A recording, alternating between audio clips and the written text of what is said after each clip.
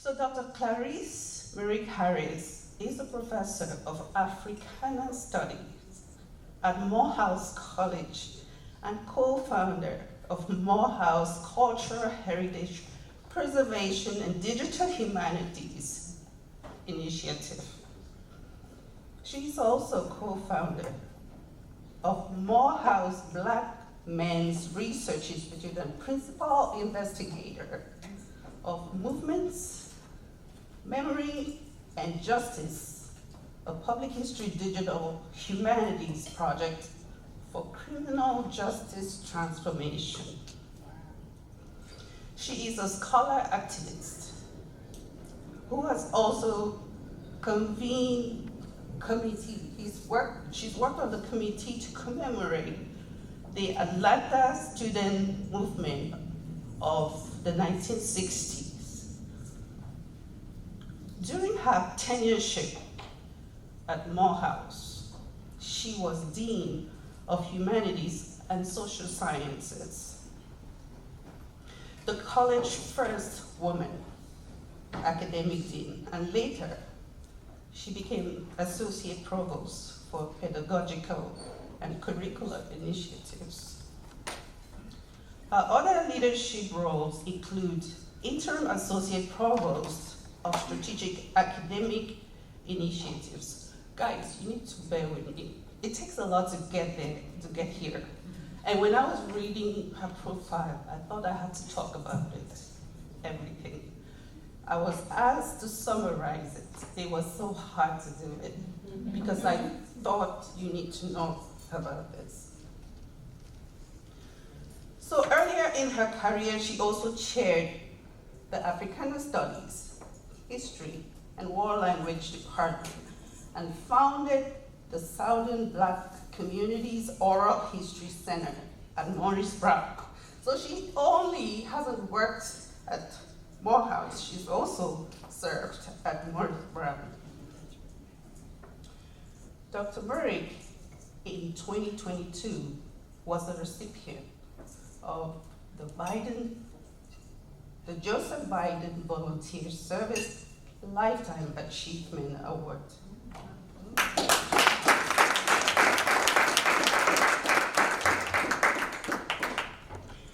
She earned her PhD from Emory University, her MA from Ohio State University, and her BA from Morris Brown. She's the mother of Amina and Ayana Harris and grandmother of toddler Kazen Kiele Pittman. Please give a hand of applause.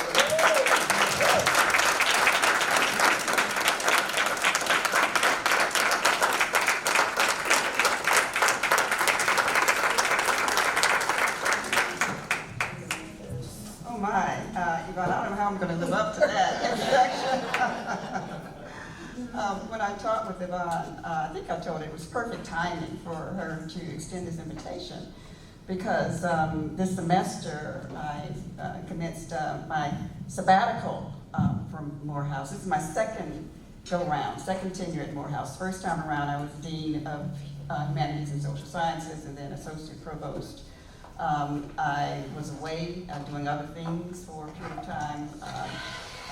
In that time, I was, as Yvonne shared, Associate Provost at Lincoln University of Missouri. There are two Lincolns, one in Missouri, one in Pennsylvania. I was at the Lincoln University of Missouri for, it was really more of a consultancy to assist that new administration in strategic initiatives and graduate studies. And when I finished that short tenure, 6-month tenure, I was asked to come back to Morehouse College. The structure changed and new divisions created, and so it was wonderful leading that for about 3 years, and at the end of that 3-year period, I said, it's time for me to go on sabbatical. I have a book that I truly want to write. I'm working on it now. It's on the Atlanta student movement of the 1960s. That's a group of students, and I'm sure some of you know this history. In 1960, there were the sit-ins really across the South, led primarily by HBCU students, first at in North Carolina, in Greensboro, a group of students there, North Carolina AT&T, when students at Morris Brown Morehouse, Clark College at that time, Atlanta University, and the ITC, Interdenominational Theological Center, heard about, and Spelman, heard about what they were doing in Greensboro. They started a movement in Atlanta, which actually ended up having one of the greatest impacts of all the student movements organized at HBCUs. And you'll hear that story when the book is out. But I, again, was so pleased when Yvonne asked me to participate in this because it provides me an opportunity to reconnect. I haven't been in the classroom on a regular basis for some years because I've been in administration. And what I love most in the classroom is teaching about the origins of humankind and the origins of civilization. Inevitably, as you teach, as many of you know, when you start teaching this history to students, black, white, and otherwise, there is actually among some disbelief. You know, the students go through this process, and it's almost like the stages of grief. You know, at first they're hearing this information for the first time. They say, I never heard that. Nobody ever told me that. I don't believe it. Okay, and you show them the evidence. I'll talk about these books. And you know, nowadays it's so easy for them to go online and Google reliable sources, websites, and immediately they find the corroborating information. But you have to know to look. You know, so you spark, you know, it's impossible to give all of the history of people of Africa on the continent, around the world, in the course of a semester, or 2 semesters, or a year, and you're trying to squeeze in all this information that they have never heard before. And so that initial reaction is disbelief. And then once they understand, well, this is true. Humankind originated on the continent of Africa. The first great civilizations were on the continent of Africa. And they start exploring themselves. And that next stage is anger. You know, so, well, why haven't I been taught this before? You know, they're ready to go on a rampage. And then after they calm down and just begin that exploration and take ownership of the fact that they are ultimately responsible for acquiring their own knowledge. Sure, they're in the classroom, sure, they're being taught, but education, the process of education, is drawing out what is already there. And they may not have images and memories of this being taught, this history, but it's in their DNA. It's in their racial memory. So what we do in the classroom really is a process of drawing out and helping them to connect to that racial memory. And so it's really a spiritual experience. And then they go out and they are committed to continuing, many of them, committed to continue to learning more and sharing with others what they know. Okay, so I am a child of the 60s. I grew up during the Civil Rights Movement, watched a lot of television as a little girl, and my first images, and let me see, Ivana, how to maneuver your machine. Okay, yeah, there we go. This was my first exposure, and I say that with a laugh, exposure to Africa, okay, as a child. You know, I never was taught about Africa in elementary school, okay?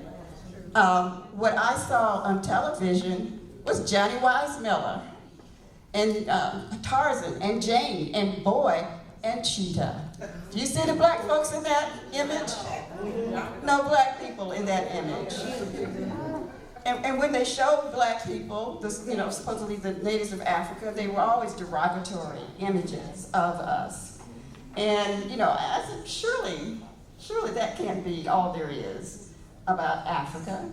And I was fortunate to have parents who understood that there was a lot of negative stuff out there. And so my mom in particular would buy books and tell stories, you know, she was she's retired now, she was a daycare center founder and director, and so she used to find stories about Africa to tell children in classes. She shared those with us, of course, growing up. But this is what I saw, and there was very little else besides what my mother shared in terms of African tales.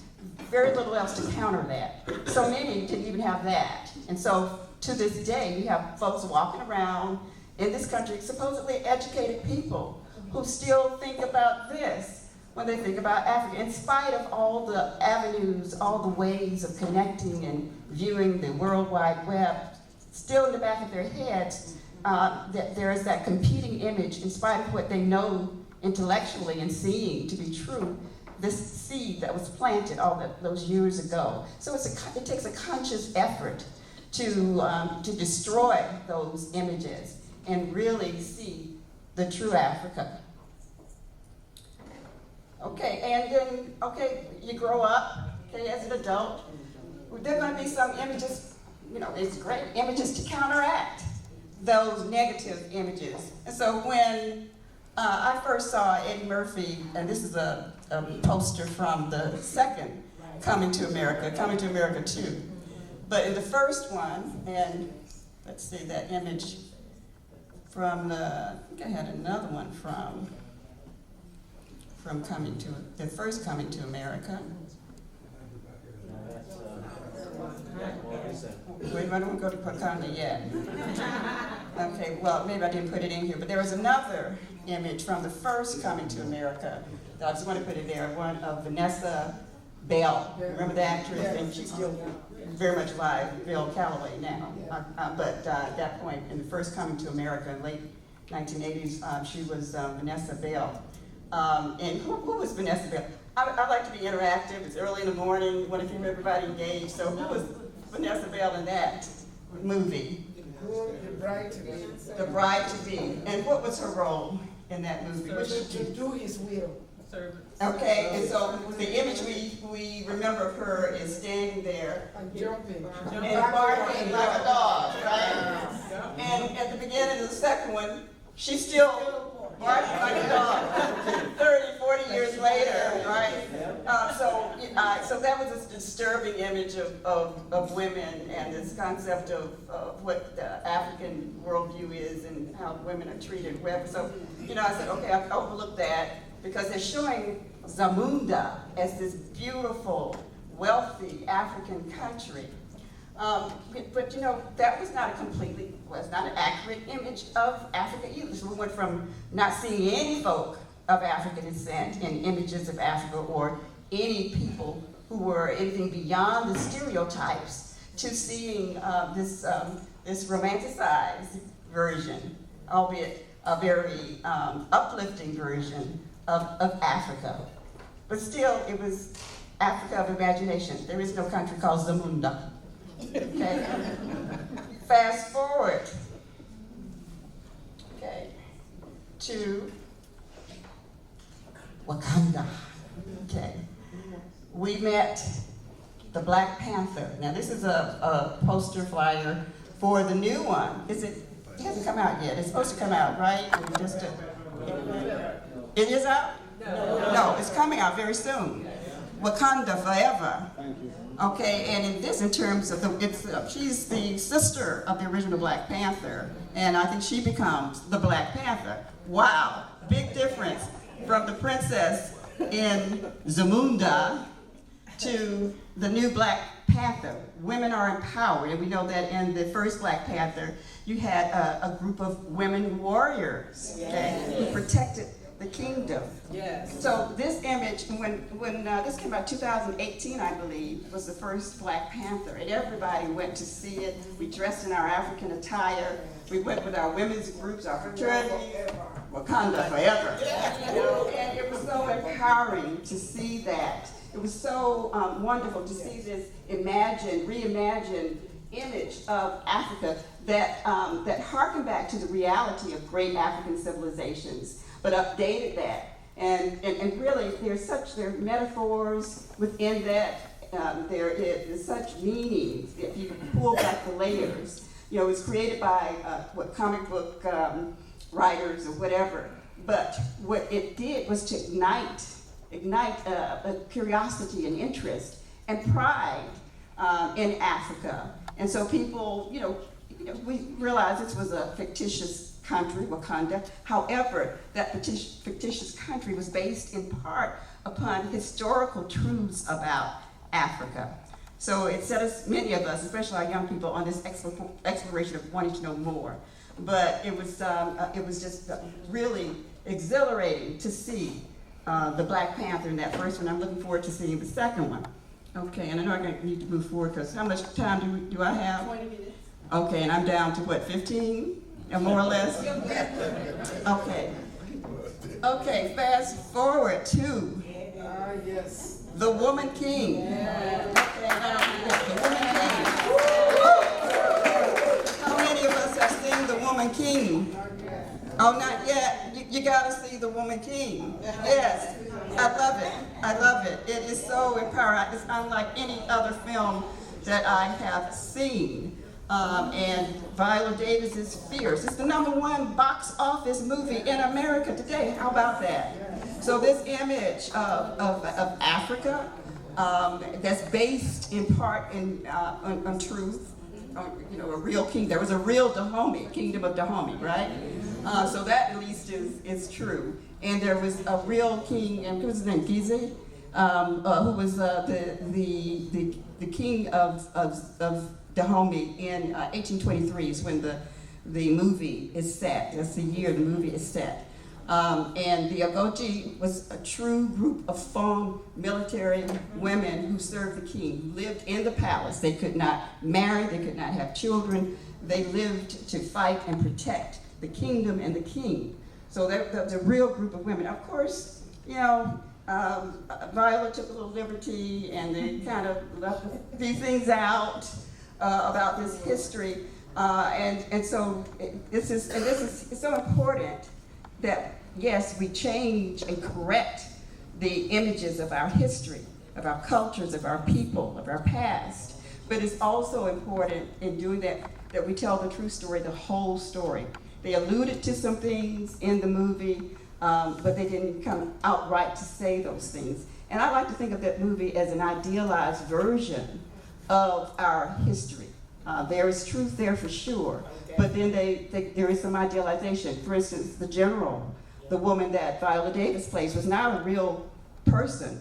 She was kind of an amalgamation of other warrior women, such as Queen Amina, so I named my daughter after, or Aya Asatawa, and there's another one I'm forgetting, Queen Nzinga, right?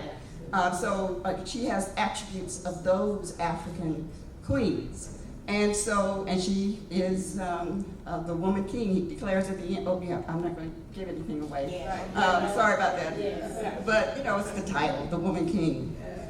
But they kind of, now we know they do focus on the fact that during this time, 1823, we're still, unfortunately, smack dab in the middle of the African slave trade.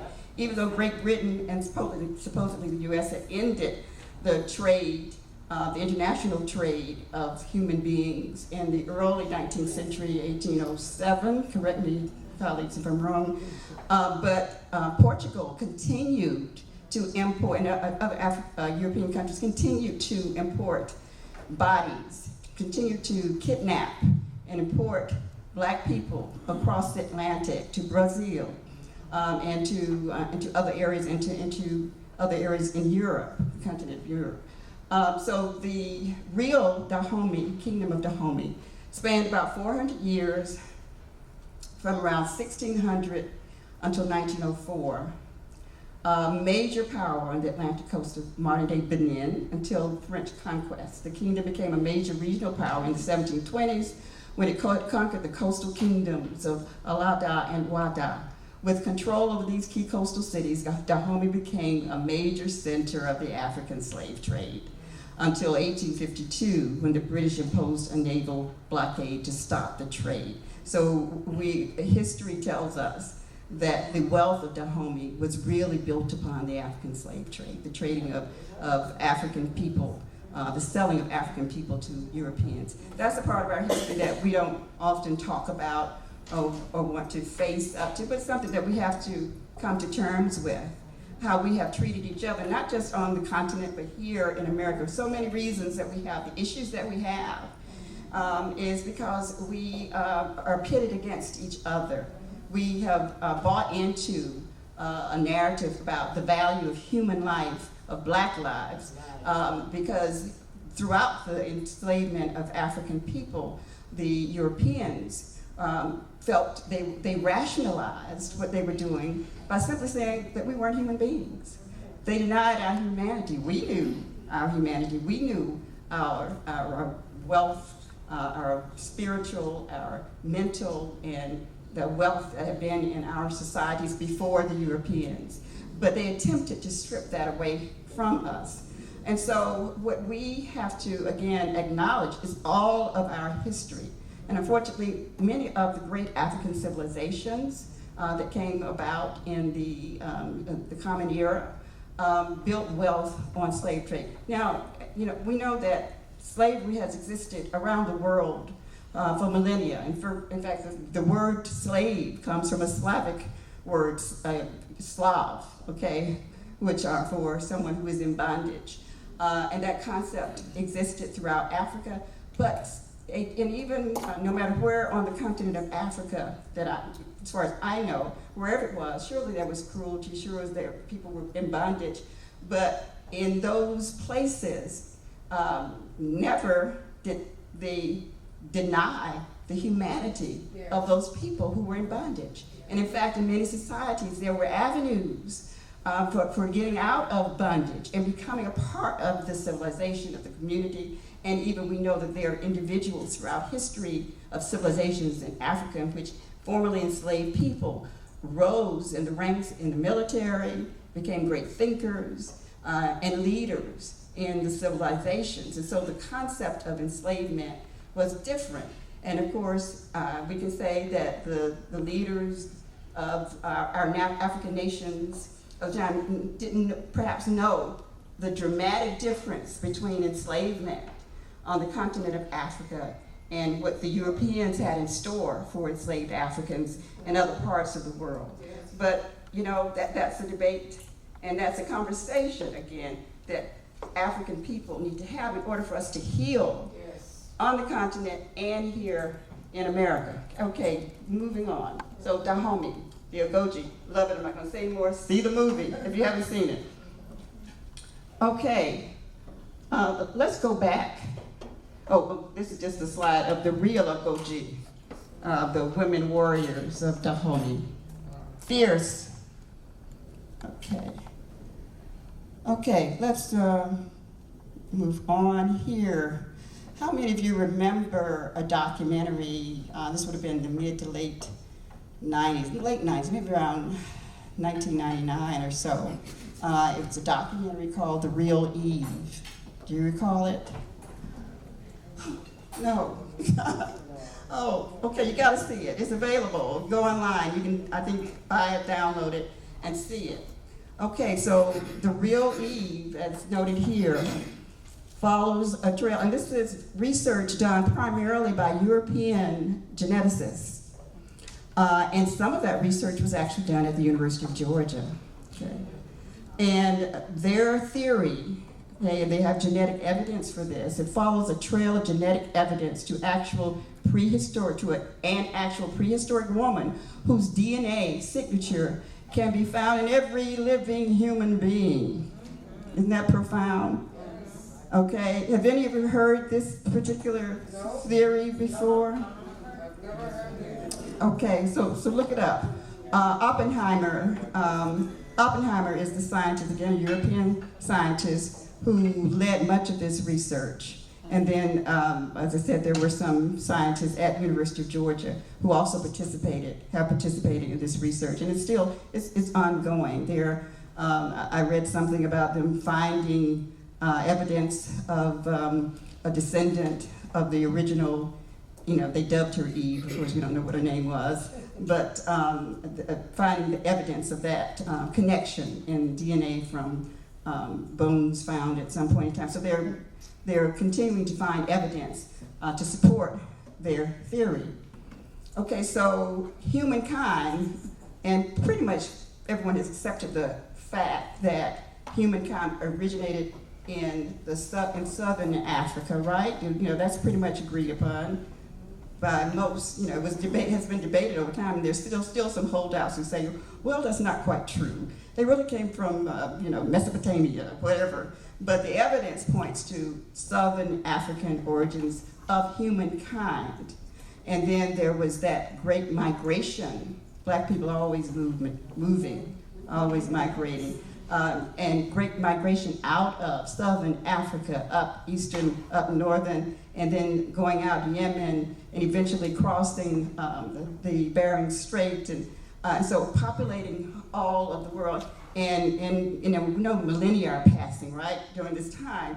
And so as these people, original people of Africa, migrated out, and over the millennia, their physiology changed, their appearances changed. And when they went to Europe over the millennia, they became lighter because it was cold, and they need to be able to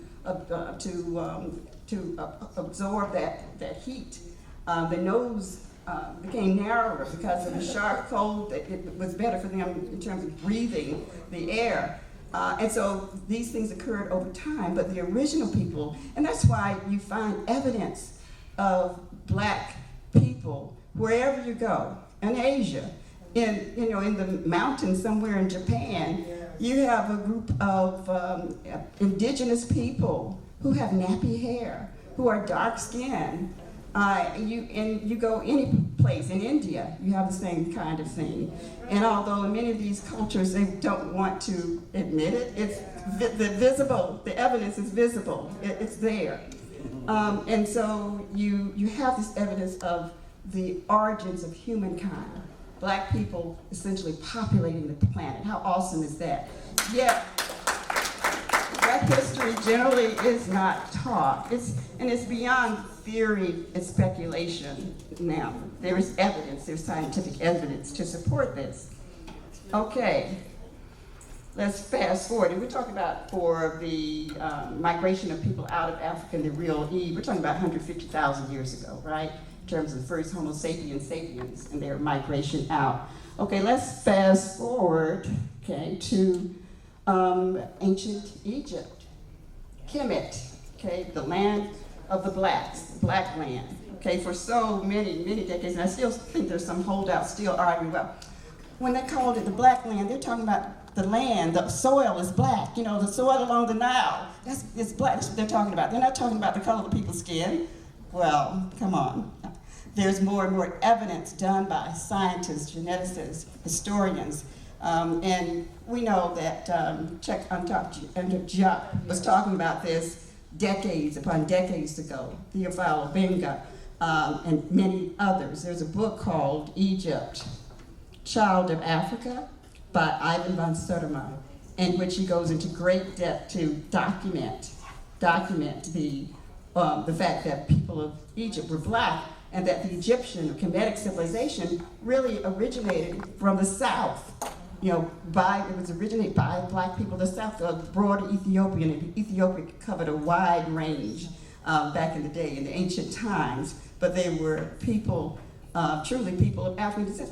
We still have folks, and if you Google Egypt, it's sometimes, many of those sites, they don't even mention the fact that it's on the continent of Africa. That's right. They talk about it as if it's separate, as if it's somewhere, where it's in Arabia, it's someplace else. But no, it's in Africa. Egypt is an African country. And again, there is evidence, has always been, and more evidence to support the assertion that the originators of Kemet were people from the South who were black-skinned people. And so you have this rich history. And we know also that the unification of Kemet, which occurred in 3100 BCE, before the Common Era, was led by, and does anybody know this history? The leader, the king who unified Upper and Lower Egypt. Aha. That was his name, Aha. Menes, also called Aha. Isn't that something? He unified Upper and Lower Egypt in 3100 BCE. That became the basis for the creation of this phenomenal kingdom that lasted us through, the history lasted across many millennia. One of the greatest dynasties of Kemet was the 25th dynasty, often called the Kushite dynasty, because folks from the south, the Nubians from the south, from Kush, came up and they took over. And their reign lasted from 746 to 653 BCE, before the Common Era.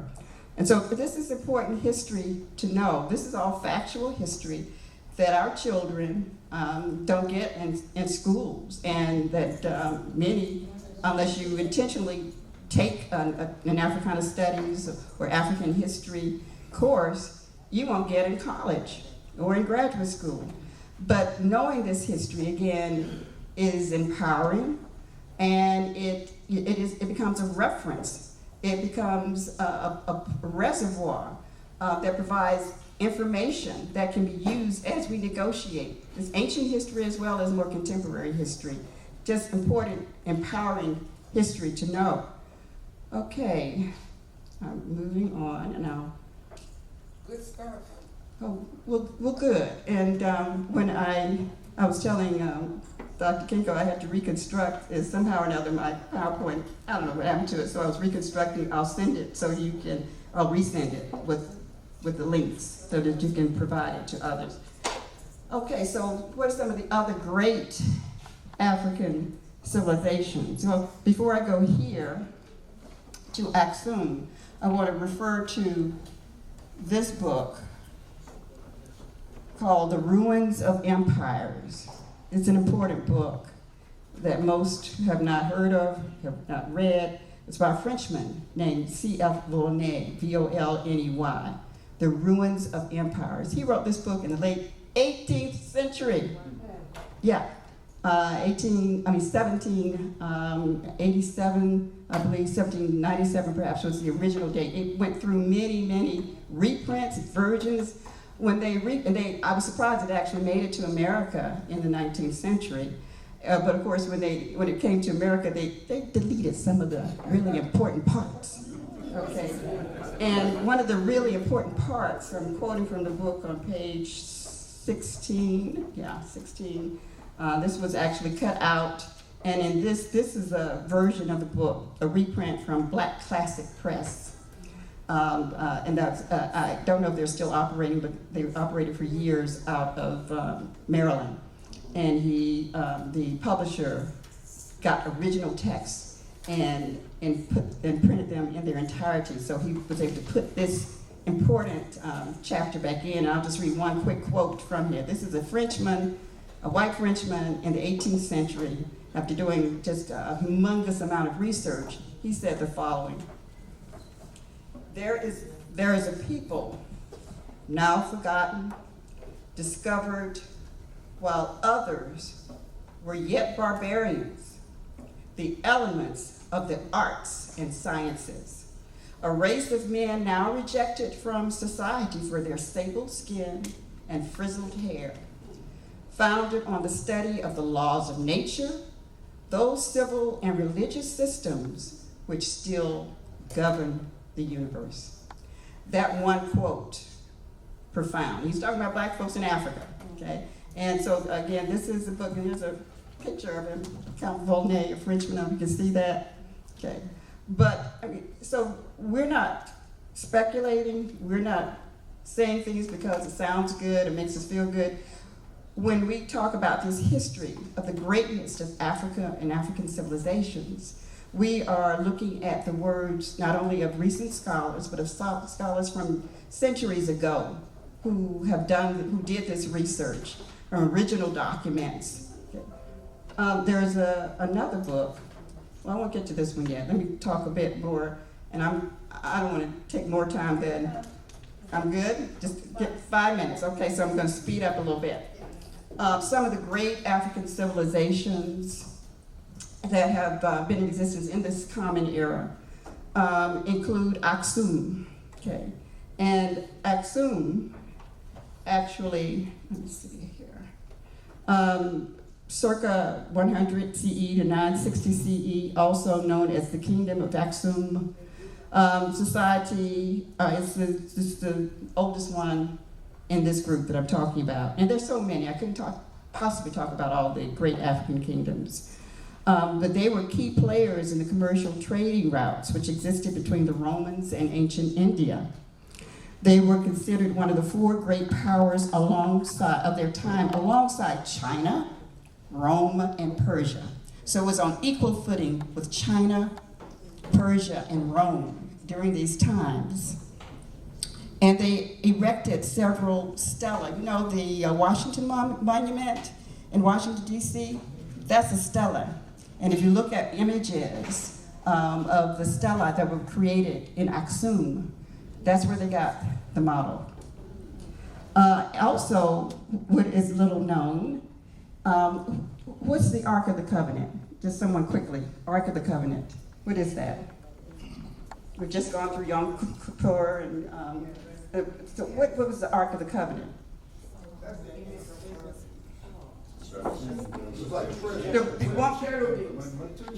Okay, yes. It's supposed to be inside the shadow of the covenant. Yes. When we did how you receive, I have been in Egypt, that Osiris, the woman, Isis, image on top of Osiris or somebody. Yes. Osset. Yes, Osset, also known as Isis, and the story of Heru. That's the story of the Virgin Mary. And of course, so the Kemetic religion precedes and inform Christianity. Okay. Where did Mary and Joseph go to escape persecution? Well, okay, there are connections here. So in any case, that Ark of the Covenant, and you remember that movie, Indiana Jones, the first one? They were looking for, they were going to get the Ark of the Covenant, been stolen, and they knew the power. Well, guess what? Okay, the people of Aksum were among the earliest Christians. And it is said that the Ark of the Covenant is actually in this chapel of the tablet, that the real Ark of the Covenant is in this structure. And this chapel is guarded day and night, decade after decade, century after century, by specially chosen men, I think primarily, who stand guard on this chapel. Have you ever heard of it? Some have. Oh, well, yeah, you're scholars, you know. Yeah, exactly. I've been in Ethiopia. I went there. You have? Okay, yeah, so you know the story. And there's a story about access to it. What is, and just getting to it. Do they let anyone in there? No. Yeah. So it's the Ark of the Covenant, original Ark of the Covenant is said to be there. But you know the story of the Queen of Sheba, right? And so there's a connection there between, in that story that's in the Bible, about the Queen of Sheba and who was it, David? King David, and so somehow or another, through that union, okay, there, and then after King Constantine King Constantine decided to convert to Christianity, 325 AD, okay, and then from there, Christianity spread throughout this part of Africa, and so the Ethiopian Orthodox Church, and so the Ark of the Covenant said to be there. I know I'm out of time, so I'm going to move forward very quickly. Just talk about one other, the Kingdom of Ghana, okay, which existed 700 Common Era to 1240 Common Era, and it spread across the Kingdom of Ghana, spread across what is now Mauritania, Senegal, and Mali. and it was more commonly known as Ouagadougou back in the day. It was an important stop along the transatlantic trade. Its wealth was built upon gold.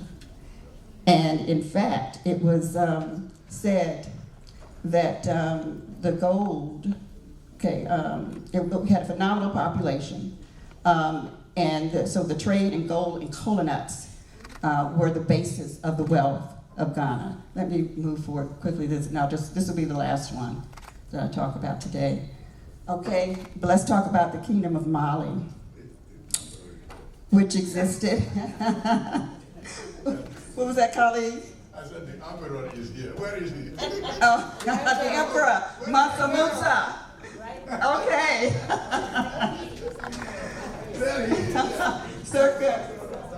circa 1230 CE to 1670 CE, the Mali Empire, which included Mali, current Mali, but also included Gambia, Guinea-Bissau, Ivory Coast, Mauritania, Niger, and Senegal.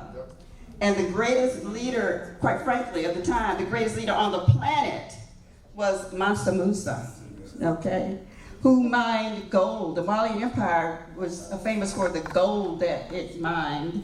And by the end of the 1200s, was the source of approximately 50% of the gold in the whole world. All of all the kingdoms that we're talking about here, the Malian Empire, the most famous ruler was Mansa Musa. And this man was so rich that when he went on a pilgrimage to Mecca, and he was Muslim, Islamic, as many of these leaders were after the conquest of northern Africa and West Africa by the Muslim leaders. In any case, on his pilgrimage to Mecca, once he got there, they say that all the gold, he moved with a city of people and possessions. He brought so much gold that when he got there to Egypt, they depressed the economy. When they got to Egypt on the way to Mecca, they depressed the economy because he was putting so much gold into the economy, the local economy there. That's how rich he was. Also, later, we know that in the early 14th century, I'm going to wrap up with this. In the early 14th century, 1311 actually, King Abubakar II built a fleet of ships and set sail. He was the king now, but he had this itch. He wanted to know what was out there. He didn't believe the world was flat. That's what Europeans believed. He knew there was something out there. So he set sail with 300 ships. Was never heard from again. But there is evidence in Mesoamerica, for instance, that there was an African presence there. And even before King Abubakar, in Kemetic times, it said that in papyrus ships with papyrus sails, that ancient Kemetic sailors sailed to Mesoamerica, what is now Mexico. And you see the giant heads, Olmec heads, that they found in Mexico. They look like Malian soldiers, military folk. So we have all this history that's been hidden from us. And if you do nothing else, just reading and learning yourself and passing that information on to those educators in the room. I know you do this. But wherever we are, we have to pass this information on. It's empowering. And if we want to, again, reunify people of African descent all over the planet, we have to know our history. The Sankofa image is true. You have to look back to move forward. And now I'm going to sit down. Thank you.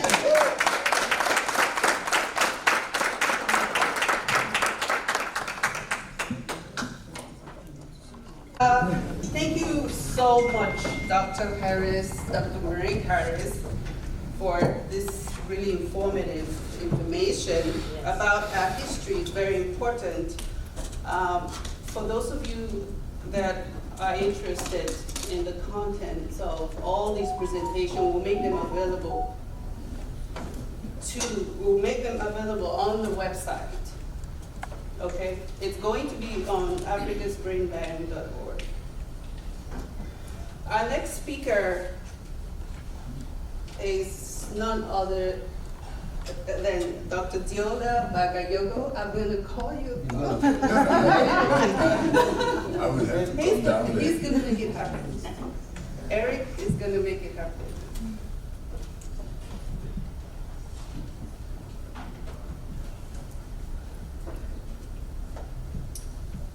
Okay, it's not.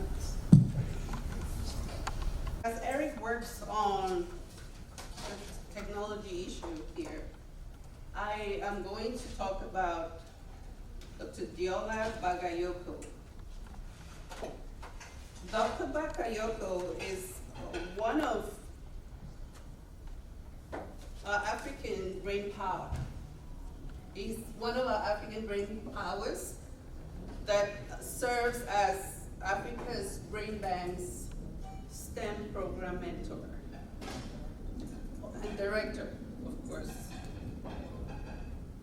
He is of the Southern University system. He's a distinguished professor emeritus of physics, director emeritus of the Timbuktu Academic, former director of the Louis Stokes Louisiana Alliance for Minority Participation, and former dean of the Dolores Margaret Richard Spikes Honor College of the Southern University of Baton Rouge. He is a fellow of the National Society of Black Physicists and of the American Physical Society. He earned his PhD in condensed matter theory from Louisiana State University. Dr. Bagayoko is a bearer of the U.S. Presidential Award for Excellence. Please, that deserves a round of applause. Presidential Award for Excellence in Sciences, Math, and Engineering Mentoring. With over 200 publications and over 135 of which are in theoretical physics and 65 in teaching, Dr. Bakayoko demonstrated the scholarly productivity that behooves an honored college dean. Dr. Bagayoko has served as consultant to the national and international organizations that include National Science Foundation, the U.S. Department of Defense, the United Nations Educational, Scientific, and Cultural Organization, the United Nations Development Program, and to other universities in and outside of the U.S. His successful chairmanship of the Department of Physics from 2009 to 12, and that of Mathematics and Physics, and 4 years deanship of the Dolores Margaret Richard Spikes College shows speaks volume of his ability and personality to lead his people. He has more than 300 former undergraduate mentees through the Timbuktu Academic and has 7 PhD degree holders in physics, chemistry, and engineering, and 14 students Grand Marshal.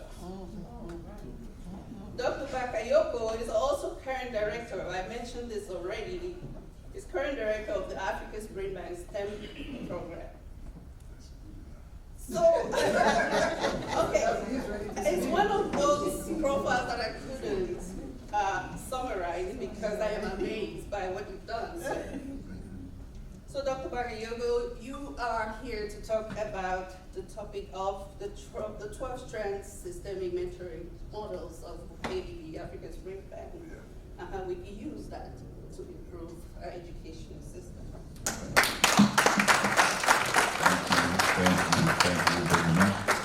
Ladies and gentlemen, as you just heard, my name is Jola Baga Yoko, but in order for me to make this presentation, I need to be on this side so that I can view the view graph.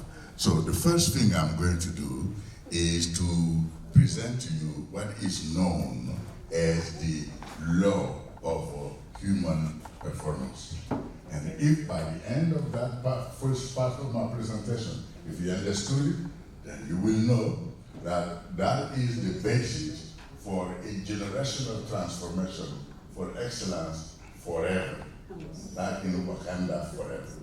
So, on that note then, the title is clear, National Educational Excellence for All by design, not by just hoping or praying and so, but no, by design. And then the law of human performance and the 12th segmentary model of Africa's brain bank. Next view graph, please. Oh, you want me to? Oh, yes. So the outline for this first part is very simple.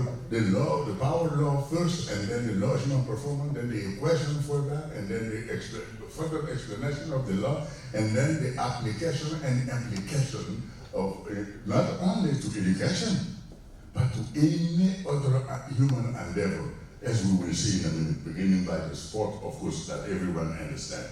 So if I may have the next view graph, please. Now, the power law of human performance appeared in the literature in 1926. I didn't publish it, I wasn't born then. And this law simply says that if you are a human, then the extent to which you can execute a simple task very rapidly without error is determined by one thing, which is the number of times you practice that task. It's as simple as that. It's like the saying that goes, practice renders perfect. Well, okay, let's go. You got that. Now, next, no, let's go back one day. Now, when I make this presentation to middle school students and to parents of school students, I tell them, I wrote this equation here because there are some who may want to know the detail here and there. Otherwise, don't pay any attention to it. Just pay attention to the graph that will be coming. Because what this equation is saying is that the number of times n by which you will practice is the determining factor to the extent to which you can execute a task. Now, let me now go to the next step. The next step is, this is what I tell parents to follow. See, if you execute the task for the very first time, guess what? The time is taken. Second, we are here. Third, we are here. By the fifth time, ladies and gentlemen, with the time is cut down by what? By up to 20%. It was 1,000 something. Now it's only 210, 1/5 of what it was. So if you continue, well, the more you continue, the more you will get closer to the perfect limit, the perfect time. But it will always take a certain time to execute a task. That's our friend Mizani is here because that's the relativity. It takes a finite time to do anything. Okay? So therefore, we can see that, ladies and gentlemen, the secret in learning that we, for some reason, we have not been paying much attention to is not that complicated. However, this law stayed dormant in the literature in the United States from 1926 to about 1990, 1988 or so forth, when we started to dig it out, and particularly when we digged it out and tried to talk about it in order to do miracle at the Timbuktu Academy. Let me go to the next view now. What does the law say? Well, first, somehow everyone seems to understand the law when it comes to sport. Everybody, no exception. Oh, don't forget now, when it comes to entertainment industry, everyone gets it too. Okay? I mean, Michael Jackson proved what he did. Okay? And some talk about the Fifth Symphony. Well, Beethoven was the son of an orchestra owner. At age of 5, he was conducting the orchestra as his father. For heaven's sake, if he doesn't come up with the Fifth Symphony, who will? Now, it doesn't take anything away from him. But what it is saying, though, is that let's start with the mystification. This issue, so and so is intelligent, so and so. Every single human being not suffering from severe physiological or mental impairment can rise to any level in any discipline. If we understand this and apply this, then even the sky is not a limit. Now, there is one thing I need to point out to you that you need to tell your younger children or grandchildren, which is this. If I have this serious difficulty in a particular discipline, if after following what it is I'm supposed to do, then never jump to the conclusion that I don't have the brain for that or I'm not intelligent enough. No. It has everything to do with the fact that in that particular area, they didn't have the appropriate background material to follow. Right. It's like if you're walking stairs, you're not going to begin by the 5th stair and go up. You need the first and the second. So that's all they need to understand. Never blame lack of brain or anything. If you understand that, then I was successful in this presentation. Let me go to the next slide. The next view graph. The next view graph says, well, wait a minute now. The law first said that this is applicable to simple tasks. It turns out that it is the graph I showed you was for a problem-solving task. Therefore, it seems that it is applicable to not only simple, but complex tasks of any kind, including problem-solving, another name of which is actually research. So, let me therefore underscore here this analysis, which is that the Rosetta Stone was used to decipher the hieroglyphics, but guess what? Well, this law is used to decipher completely the process of learning in any area, not only intellectual learning, but learning in the trade. Where is our famous RMD here? So he can tell you how, when he started, how he rose to all this level of excellence through the male practice and so on and so on. Now, let me get the next view graph. Next view graph.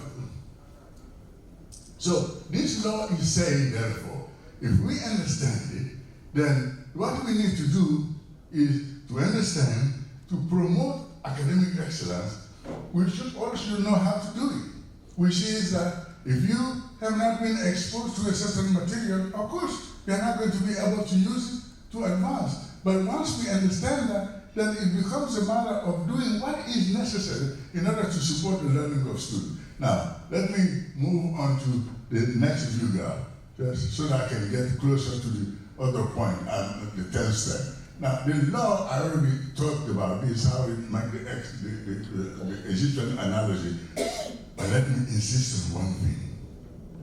The actual time spent on the pertinent task is the key thing to consider. Very quickly, I will tell you, I compared an inner school, an inner city high school in Louisiana with an elite high school. I compared the student, their performances and so forth and so on, and arrived at the conclusion that there is a difference of a whopping 6 years between the 12th grader from Episcopal High, that is the elite school, and the 12th grader of School X. I will not name that school. Okay? But then I threw it out. I said that this has to be wrong. So I hired somebody, because I had grant money, to hire some expert to repeat the study. Same answer. The question was now, how is this possible? 6 years different. I told them to go figure it out. So they digged out. So it turns out, was that a difference of teachers? Not so much, no. Was that a difference of resources so much, even though the elite school had all the resources for experiment, this and that, the other may not have had. But the difference was this. One, in the elite school, the curriculum was standard and followed to the letter by every single teacher. One. Two, in the elite school, the student did homework whether they like it or not on a regular basis, which guaranteed that that curriculum which is taught is being learned, whether they like it or not. Okay? 3.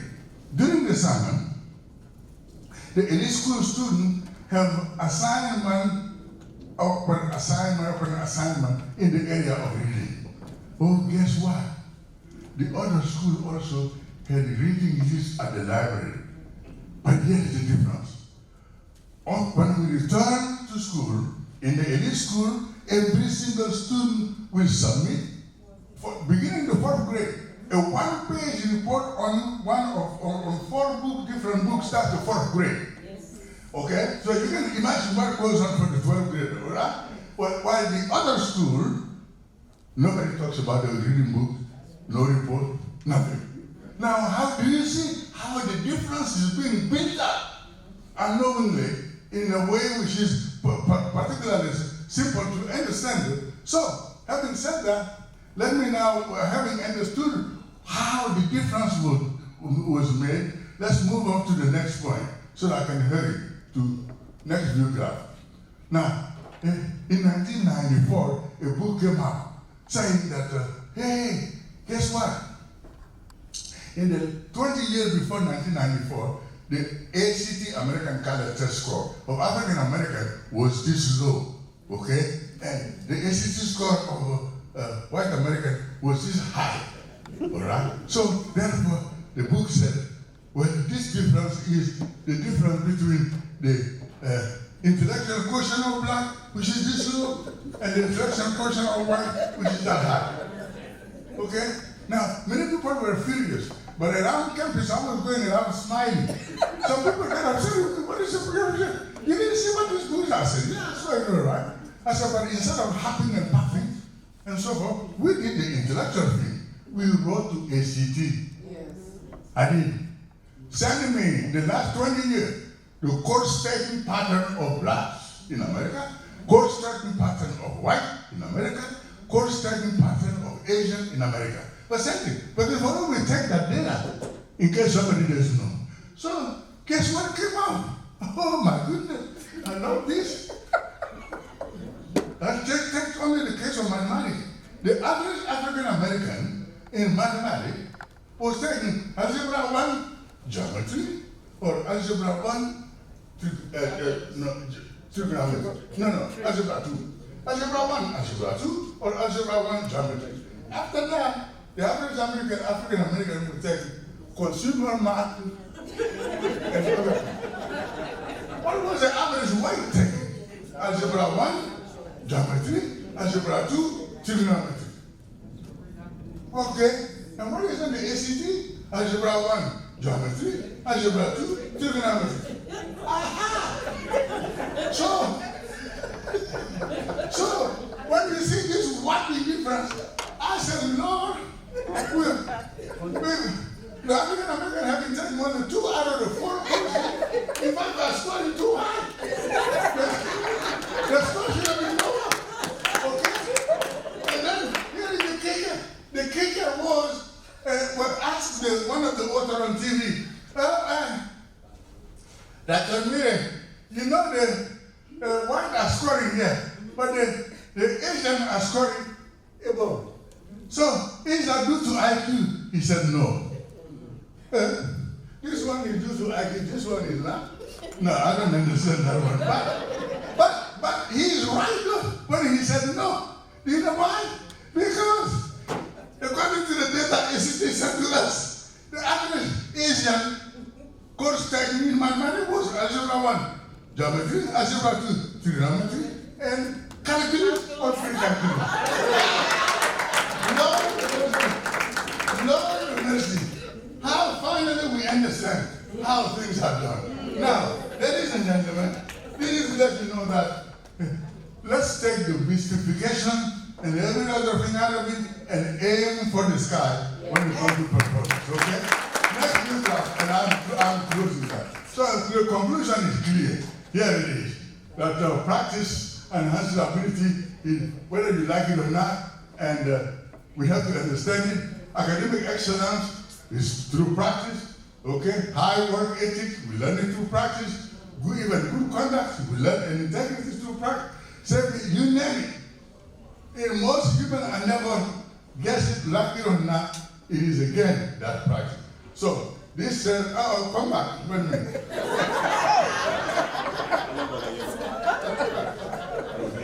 I am sorry. Okay. Okay, well, you may need to come back. I was saying, I know what was there. The last thing that was there, I wanted to go back to, was one that was saying that now we are going to see how this law we just talked about, Africa's Brain Bank, is using this law to set afoot a mentoring system that aims purely and simply to make geniuses out of African American children in the US and African children in Africa. That's all. It's not complicated. It's just to apply this law to the letter to do what needs to be done. So, question: what is the 12-strand systemic mentoring model of African Brain Bank? It's very simple. Remember now what I just said, the comparison of the two schools I did. Remember, what was the difference? So therefore, the difference is to guarantee, number one, that the students are getting into the school in which they need to get, whether that is high school or college and so forth. And if we need, particularly in the case of colleges, for some financial literacy and financial support, very often may be necessary in America because it takes money. So first you have to get in, all right? But that first strand is followed by scientific advisement. Because if you let students do themselves, but we take courses out of order. And so remember what I said, you can't climb 5, 6 steps before going to 1, 2. Therefore, but we tend to take things out of order. So the aim of the scientific advisement is that we take courses in a fashion that respect the internal rigidity of discipline that interdependence. So the third strand is simply one of tutoring. But when we talk tutoring, some people, many people, as a matter of fact, tend to think of some effort to remediate. No, tutoring is to promote academic excellence by design. If you know everything you can add, or mean you will tutor. Guess that's what that will do. Reinforce the knowledge. And if you are not there at all age, the tutoring will get you there. It's as simple as that. So, what is there for the fourth of the standards? Communication skills enhancement. Ladies and gentlemen, I can spend an hour on that one alone to explain to you how crucial communication is. But, to pick back on the first speaker, let me catch my breath here by saying that, as she was mentioning, I wanted to tell her, raise my hand so that she can give me the floor. She said that, oh, by the way, the 10 commandments are only 10 of the 42 commandments in the book of death of Israel. Every single one of the 10 commandments is coming straight out of the 42 commandments.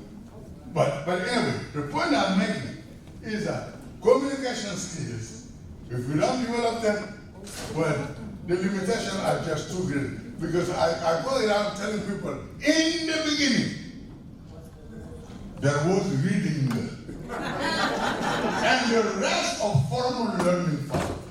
Think about it. Think about it. There was reading.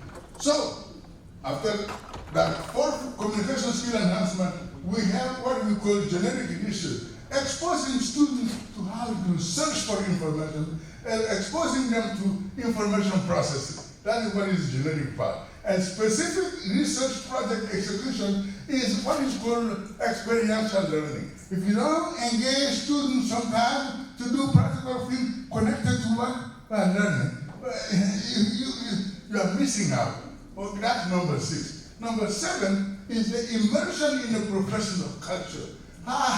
Some people think that going to meetings, presenting at conferences, all that happen just like that. No, it's all learned by the way. Yes. You got into the learning environment. It's all learning behavior. So therefore, we actually prepare our students to make presentation, to do this, to network, and so on, bring them to conferences, and so on and so forth. That's one thing we need to do. So the eighth one is simply making them understand, guess what? Advancement are going to continue whether you like it or not, in all area of knowledge. Therefore, if after school you go to sleep and think because you got a BS or you got an MS or you got a PhD, then you are done learning, you missed the boat. You didn't understand it? Because you just learn enough so that you can keep on learning. Therefore, we want to instill in them lifelong learning habit, whether we like it or not.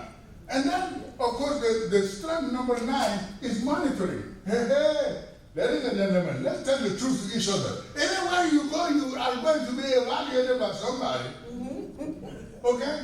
Industry, research, so monitoring, we do it in a rigorous fashion for the brain bank, because we know that that's the way we can ascertain to the fact that, first of all, that our scholar student, every single one of them, is going through what we said is going to happen. It's documented in a mentoring portfolio on each scholar, and so for every single one of them.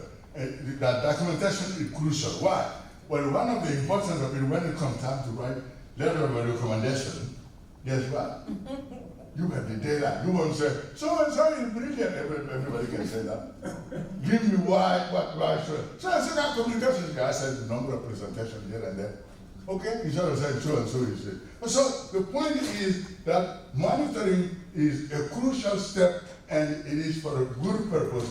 Now, the number 10 is the guidance to the next step. The next step, if you are in high school, is what college you go to. If you are earning the BS, that's what graduate school or what job. If you are getting out of it with a PhD, it's going to be what professional life to engage in. So the next step is not complicated. The next step depends on the step you are getting out of, and therefore not that complicated. Now, that being the 10th one, what is the 11th one? Leadership, of course. Leadership. That's when we let them understand, guess what? You need to have a sense of leadership and a sense that you have a responsibility to be a model. Okay? Yeah, to be a model for yourself and for others. And that all is tied in with having civic virtue, which is the greater good. I call that sometimes having the sense of the fundamental social contract. Which I tell people very often, one of our problems in America is that we raise students as children without letting them know the fundamental social contract. What is that one? That a society is built only if a society member understands that they depend on each other. That it is a responsibility of everybody to have some kind of care for society. But if there are some out there who think that they don't have to worry about anything but themselves and so forth, you are in trouble. In serious trouble. But anyway, I don't have time to dwell on it, but that is to tell you these are the 12 strengths systemic mentoring model, and when we do get adequate funding from whatever source that may come from and so forth, to implement this in our high school program, because the Africa Brain Bank created the African High School Association, and we also already have several schools in the US, and put this in implementation. Then we will see that there is no limit out there we can do for the next generation. Thank you very much.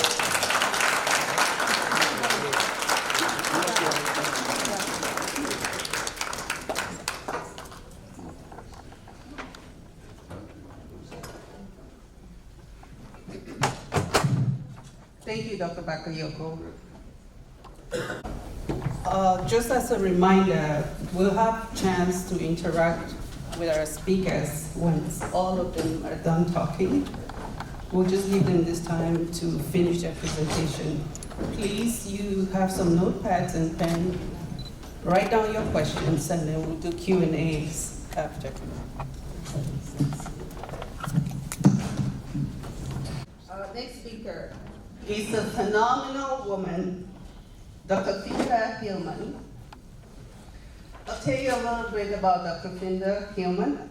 You don't have to come over here if you don't want to. You can talk over there, but we'll be glad to see you.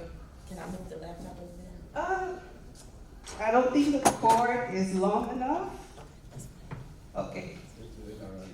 So Dr. Finda is an educational leader and CEO at Hillman Consulting Services.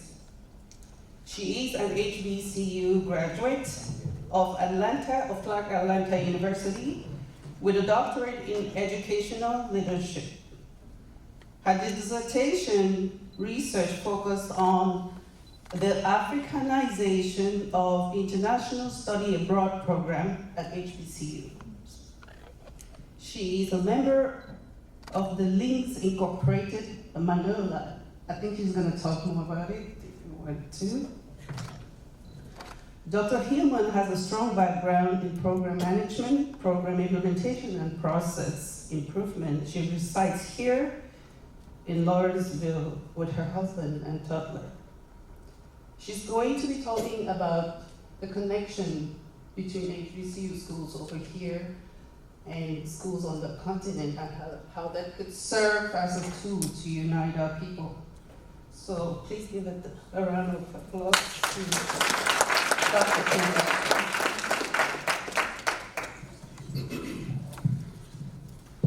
Thank you. Oh, if you want to hit them with the slide, we'll go over it. Perfect. Good morning. Good morning. Good morning. Good morning. How many of you in here know the famous singer right now, Fally Ipupa? Okay, all right. And you know he has this saying where he says that tout le monde sait que l'Afrique a un excès. And in English it means that Africa is in abundance. Do you agree? Yes. Okay, so if you agree, let me hear it loud and clear. Africa is in abundance. Yes. Thank you. And Africa is in abundance because of me, because of you, because of everyone in this room, because of this wonderful organization here. So again, I greet you. My name is Inde Finda Traore Hillman.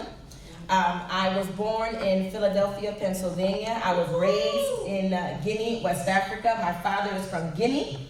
My mother is from Philadelphia. I went to school in Guinea, and then when I graduated from high school, I came to Atlanta, Georgia.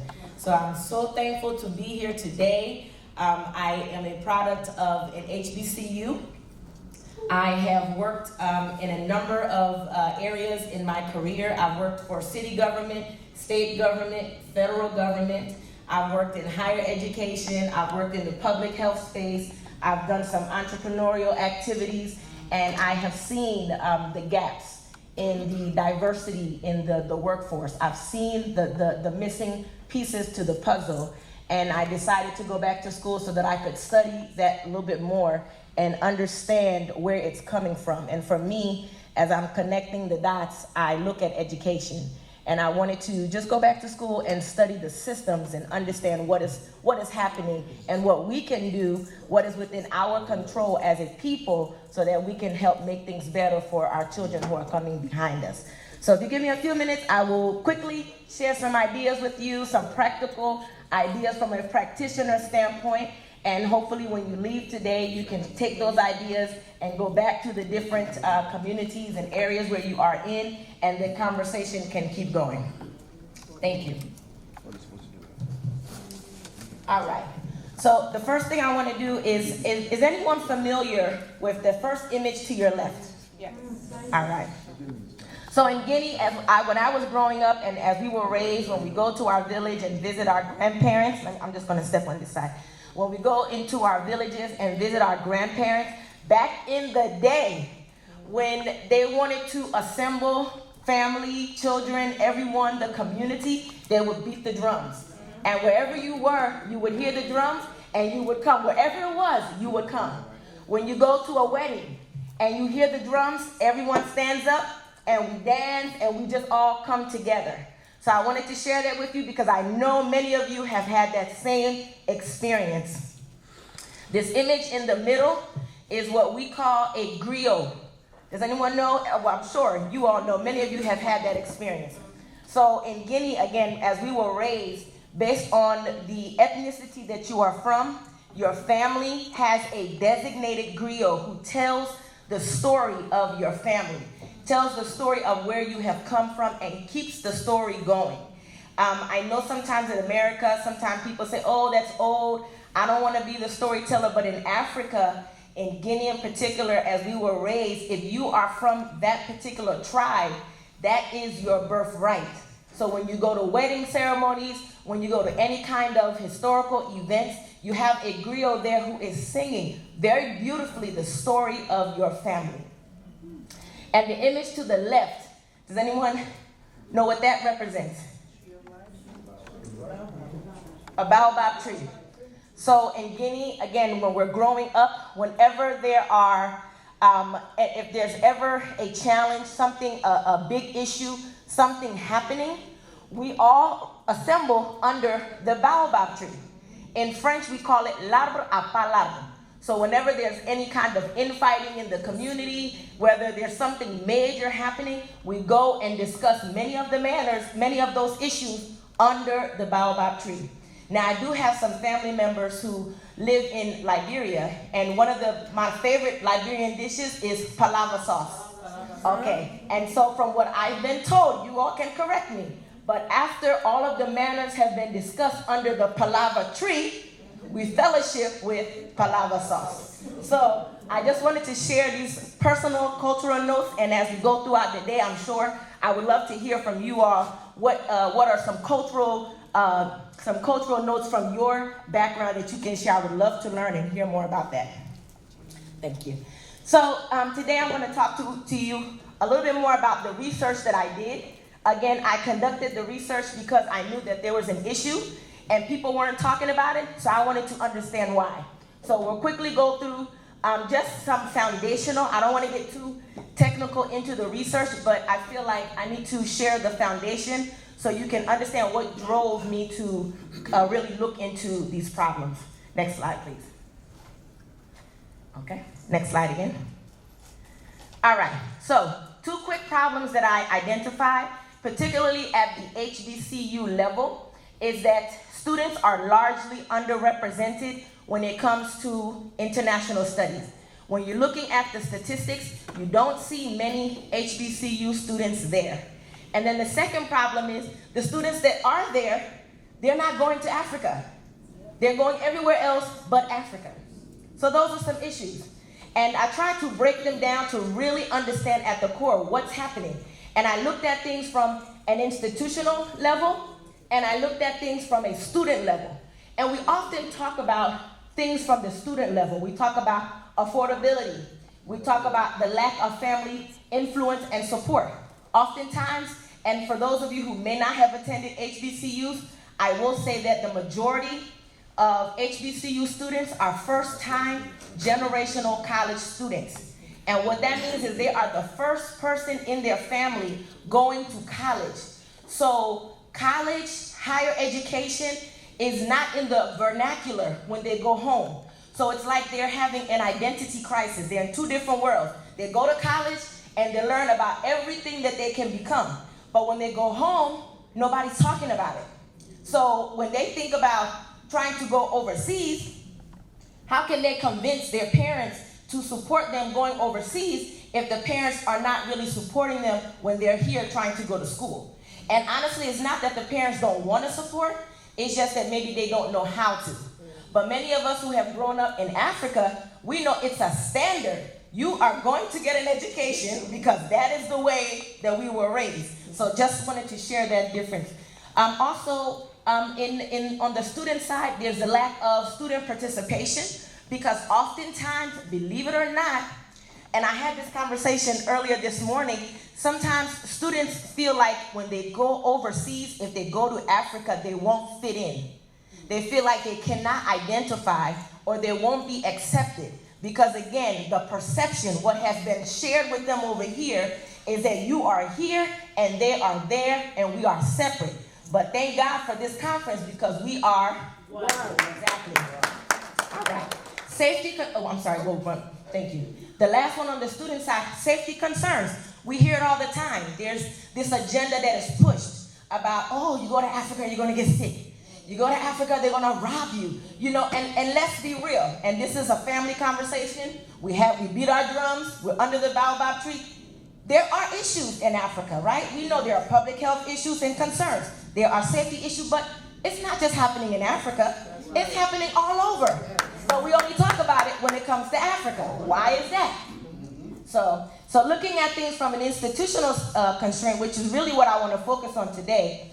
So from the academic program side, there are some limitations. So students want to go overseas. They want to go and study internationally, but unfortunately, sometimes at HBCUs, they are not able to do the credentials in such a way where when they do go and study, they get the credit. Because there's time and it costs money. So if I'm going to go and spend $15,000 to $25,000 overseas, I need to get the credit. Otherwise, when I come back here, I have to still do my 4 years. So that doesn't always benefit the student. Excuse me. Lack of financial resources. We talked about that earlier. Affordability. There's affordability on the side of the student. And on the HBCU side, oftentimes we don't have access to the same kinds of budgets that some of the PWI schools have. It's a fact. We can't even debate it. The information is out there. You're looking at the numbers. It's a fact. And then partnerships. That's something that I really want to talk about today. Partnerships. That's what we will focus more on today. And it's really just identifying who overseas can help connect, or who over here is interested in connecting your HBCU students with the African continent. Next slide. Okay, so who's traveling? This is a very important slide because it kind of touches a little bit on what I said earlier. So I looked at 2 program years because this is pre-pandemic. So we had 2 full program years. So if you look at 2017 to 2018, 2018 to 2019, you look at the total number of American student travelers, you see the numbers there. But if you go to the one in the middle, that is the number of African American students who travel.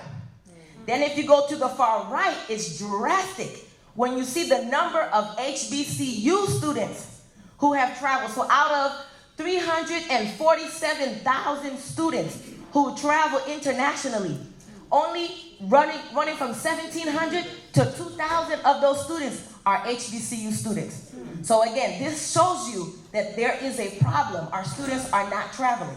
Next slide. And those that do travel, where are they going? So here we go. Again, same time period. We see the majority of students are going to Europe. The next is Latin America. And look at the devastating number of students who are going to Africa. And again, this number here is just showing the total number of students of the 347,000 who are going to Africa. We're not even looking at the number of the HBCU students that are actually going to Africa. So again, these are the problems that we're seeing. Next slide, please. All right, significance of the study. Next slide. Okay, so there are so many different things that are causing, that I look at that have implications in the field. But one thing I wanted to focus on the most is where I highlighted in red, where it talks about how the research about development of an African-centered study abroad program at HBCUs seems to be unique and innovative.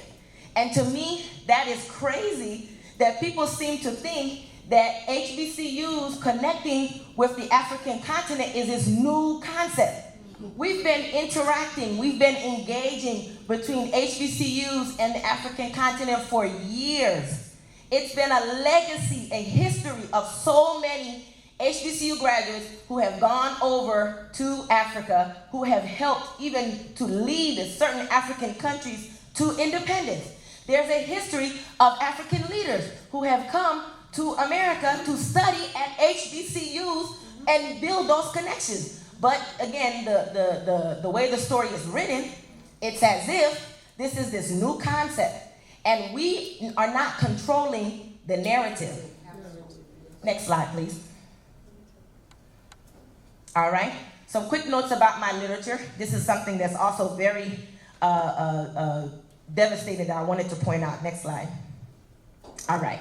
So again, as I'm doing my research, I'm trying to pull any information that I can find about about Africa and study abroad and HBCUs, and it was very, very difficult. It took me months to pull together maybe 100 publications, and it was not all on HBCUs and Africa. I had to have a broader search. I had to look at American international education studies. I had to look at just study abroad in general. I had to even go out and say, well, let's look at HBCU contribution, and let's look at HBCU globalization. It was very, very difficult. But I was able to take the publications that I found. I created these categories to help me really understand what I'm reading. And then I also wanted to look at the literature from the broad perspective, which is American higher education to HBCUs. Then I also looked at it from the problem to the cause to the solution. Next slide, please. So this is what I found. Out of all the information, out of all the publications that I found, the most information out there was about studying abroad for U.S. colleges and universities. But when I looked specifically at HBCUs and Africa, 4%. 4% is what I found in the literature. So what does this mean? Two things can happen here, because again, you have to really kind of consider the concept. One, nobody's talking about us. Nobody's talking about HBCUs in Africa. Or two, there are things happening on HBCU campuses and on the African continent, and we're not talking about it. It's one or the other. Either the world is not talking about us, or we're not doing a good job telling our story. So again, this was mind-blowing for me. Next slide, please. Okay, so these were just some really quick research questions that I was looking at, again, to get to the real issues at hand. I looked at, what are these relationships and partnerships that HBCUs have with African universities? I looked at what are these factors that are keeping these partnerships from taking place? And then I looked at what is the role that there has to be some accountability. So what is the role that HBCUs are taking to prepare students for global citizenship? But even a step further from that is how are HBCUs taking accountability for preparing their students to engage with the African continent? Because we're a community. We can't do it alone. So if the HBCU leaders are not leading the charge to ensure that their students know about Africa, then shame on them. So next slide, please. Okay, so again, this is a little busy, but I just wanted to highlight some important questions here. So with one of my questions, it was, what is the institution's experience working with African institutions? And I tell you, I heard so many varying accounts from different colleges and universities, all HBCUs. Some had some partnerships, but they did not last. Some had strong relationships, very strong relationships, but they don't share with other people. So I heard a lot of information from varying sides. How does the institution evaluate the partnerships? I learned that many, and I know Dr. Bakayoko talked about evaluations. I learned that some HBCUs don't evaluate their programs. They send students over there, they get feedback, they don't do anything with it. And oftentimes, a lot of HBCUs, they utilize third-party vendors, people who they bring in who already have the relationships. So they send the students through them, and if they don't have any partnership with Africa, the students, they may want to go to Africa, but they can only take what is being offered to them. So if European countries are the only countries available, then that's where the students are going. So that means that we need to take the middleman out, and we need to go to have those relationships. One of the other questions I talked about was, what are we doing as HBCUs to introduce those students to the continent? Again, how are we promoting Africa as a viable destination for student education? So we have to really look at what we're doing or what we're not doing to promote the African continent. Next slide. Okay, so some quick findings and lessons learned. Next slide. All right, so finding number one, HBCUs have different experiences partnering with the continent. So we have the third-party provider that I explained. We have some HBCUs are even looking at partnering with other sister PWIs to build collaborations. And some alumni who live abroad, they serve as connectors. But previous relationships were not maintained. So you have faculty at the school who maybe they were helping the school at one time, but when the faculty leaves, the knowledge leaves with them. The school is not doing enough to make sure that they are trying to institutionalize some relationships. Finding number 5, HBCUs promote and introduce students to the African continent. There's a lack of positive messaging on HBCU campuses. It goes back to the discussions about public health and safety and all those things. There's not enough positive. We hear all the negative, but we don't hear enough positive. Study abroad offices, they have different practices. This is true based on the resources. Some schools have more resources than others. Some schools invest more in international education than others.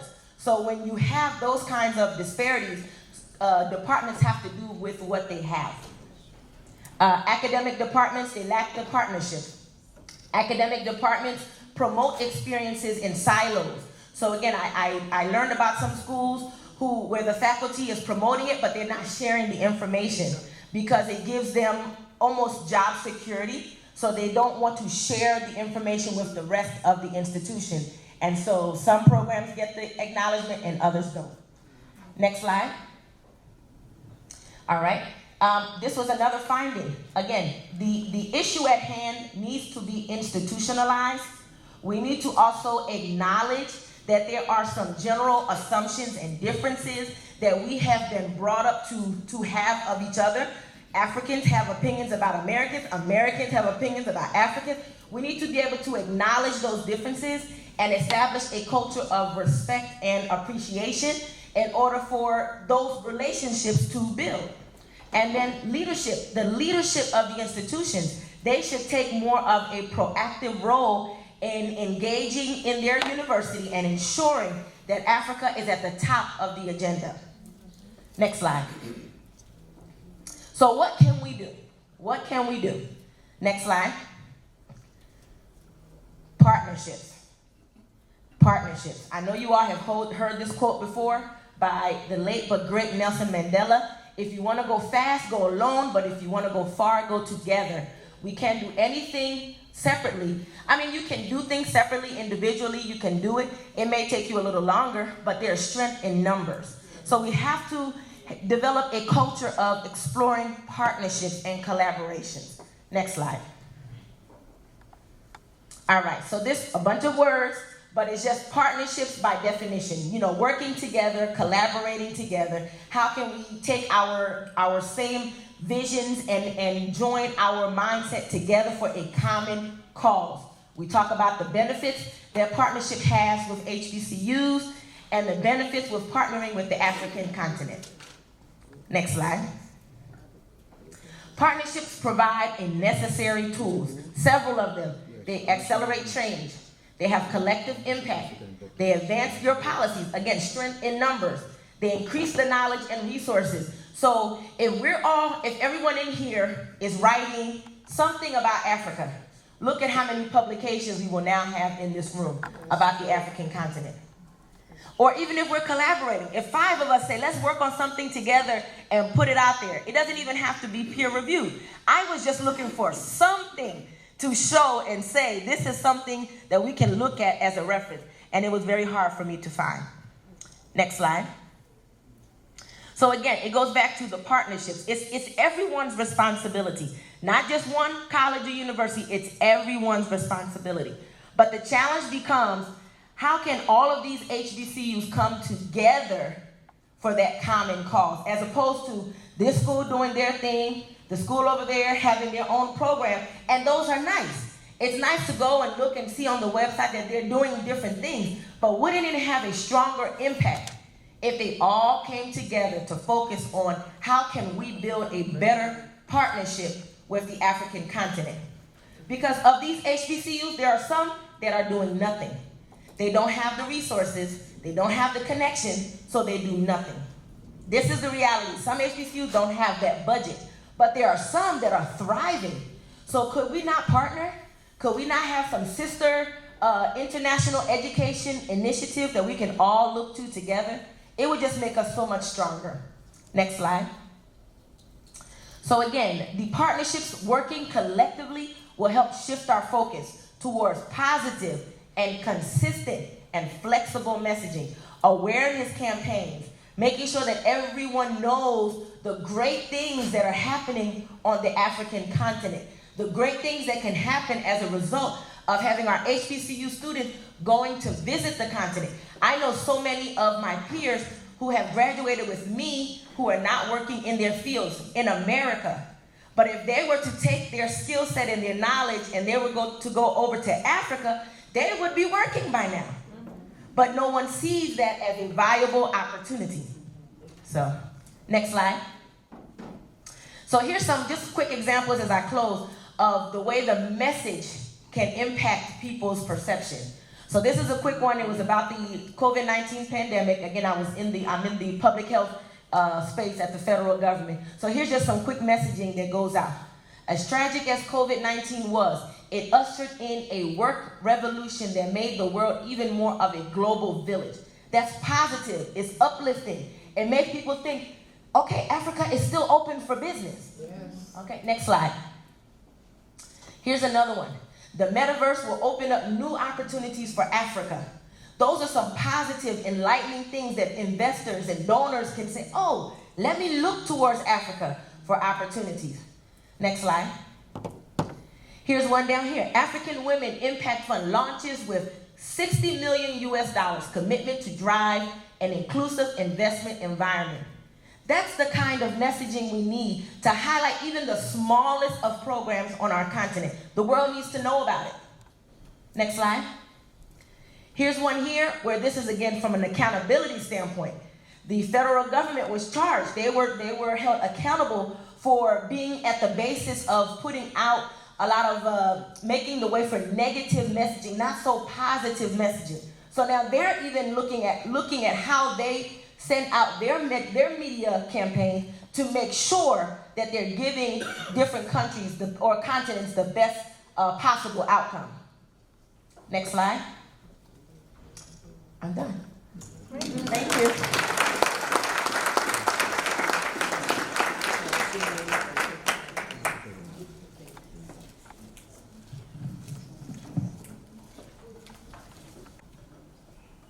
Thank you so much, Dr. Hillman. Again, please take down your questions and then we'll be interacting with the speakers after. Our next speaker is Dr. Ellison, Dr. Robert Carvin. Sorry, Dr. Carvin Ellison. Guys, give me a second.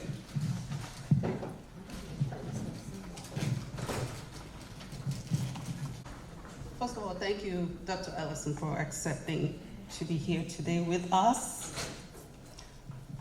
My team and I, we discussed the issue of unequal access to healthcare amongst our people.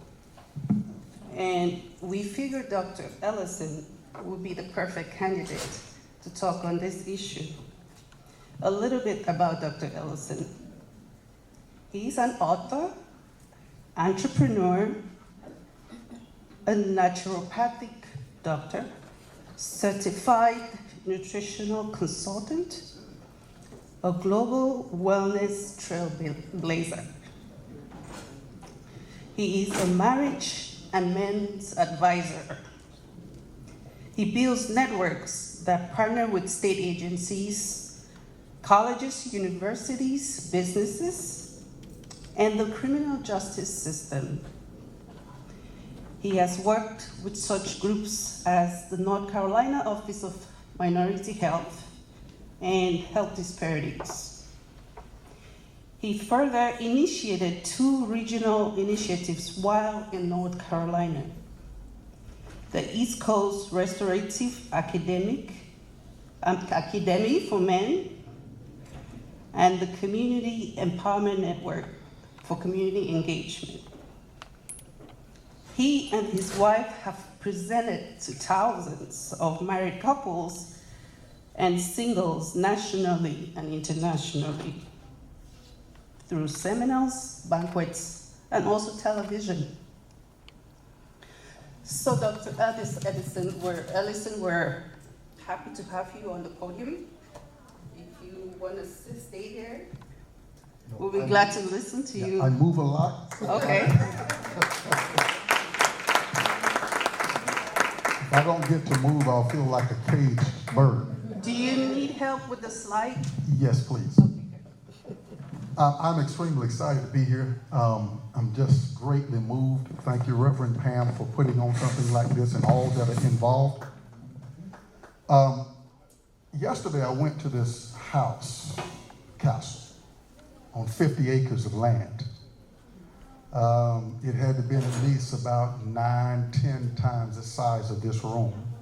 Gymnasium, ball field, and a whole lot of other stuff. And I got to thinking a few moments ago, maybe the reason I went to that house is because you all pray for me. I need to believe God to get the money so I can bring all of us together.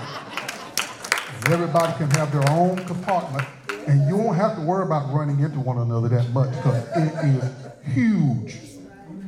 How many's ever heard of the Supremes? Diana Ross. Oh, Their founder is here. The who? Mickey Stevenson. Who's here? Mickey Stevenson. Oh, okay. Well, you all remember the song that she sang, Stop in the Name? Now, I'm just going to rephrase it just a little bit. Stop in the name of life before you destroy your heart. Think it over. See, we are where we are health-wise in this country, and many other countries and stuff too, because I believe we need to stop and think things over. What is going on? Why is it? Oh, wait a minute now. Don't be pushing me where I don't want to go at. Well, how many know Roberta Flack? Roberta Flack. Right? She sang the song, Killing Me Softly. Killing me softly with sugars. Killing me softly with fats. Trans. Killing me softly with sodas. Killing me softly with these things destroying our whole life. Wait a minute, now what's going on here? This is my turn, not you all. Music connects. It's so true, that's why I gotta use it when I'm doing my health seminars. But last night, I need to see a show of hands of the babies that were born here in this area in a hospital. How many believe that 25% of them had diabetes? 50% had cancer?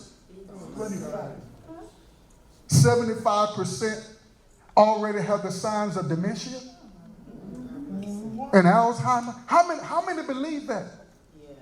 No.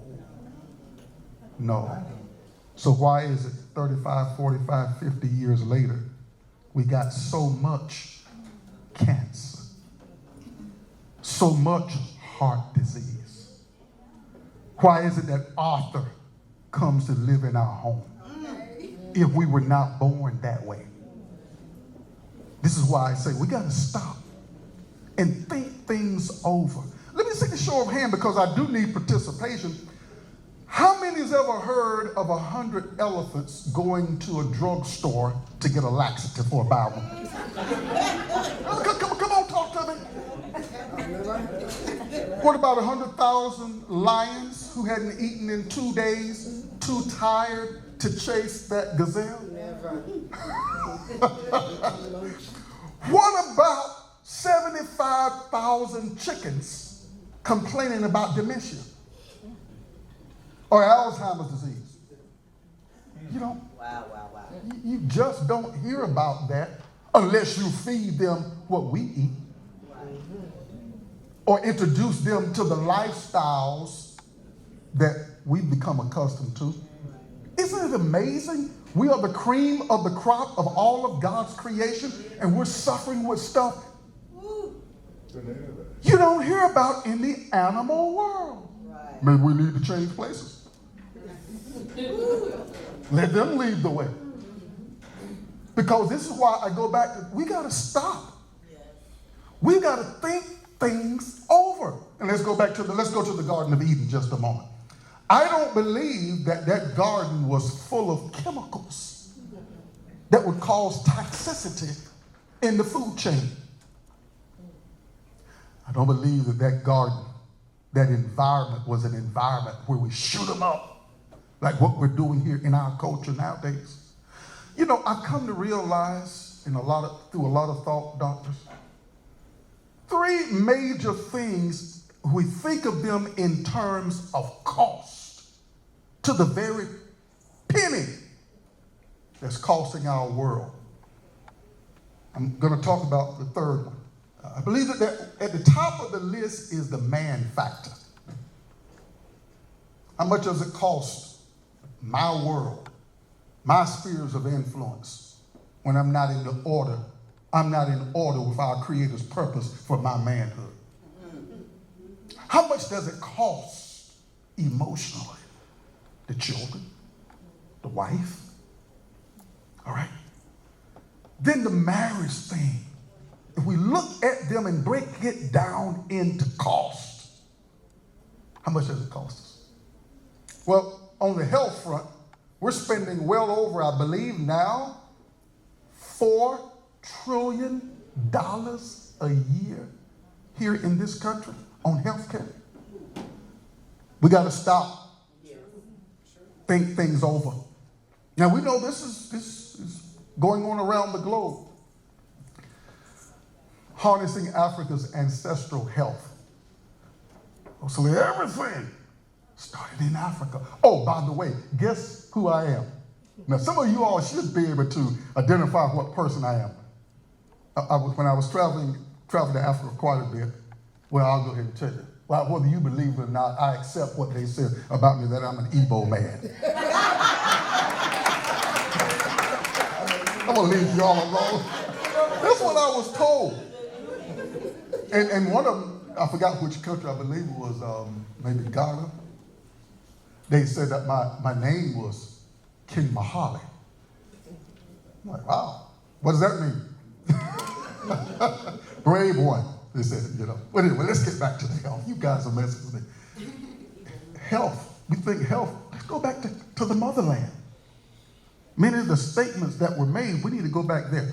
Okay, next slide, please.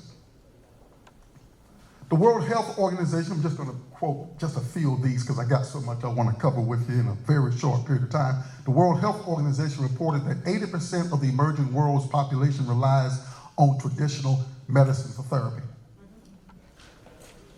Traditional medicine is the sum total, I like this statement, of knowledge, skills, practices based on theories, beliefs, and experiences.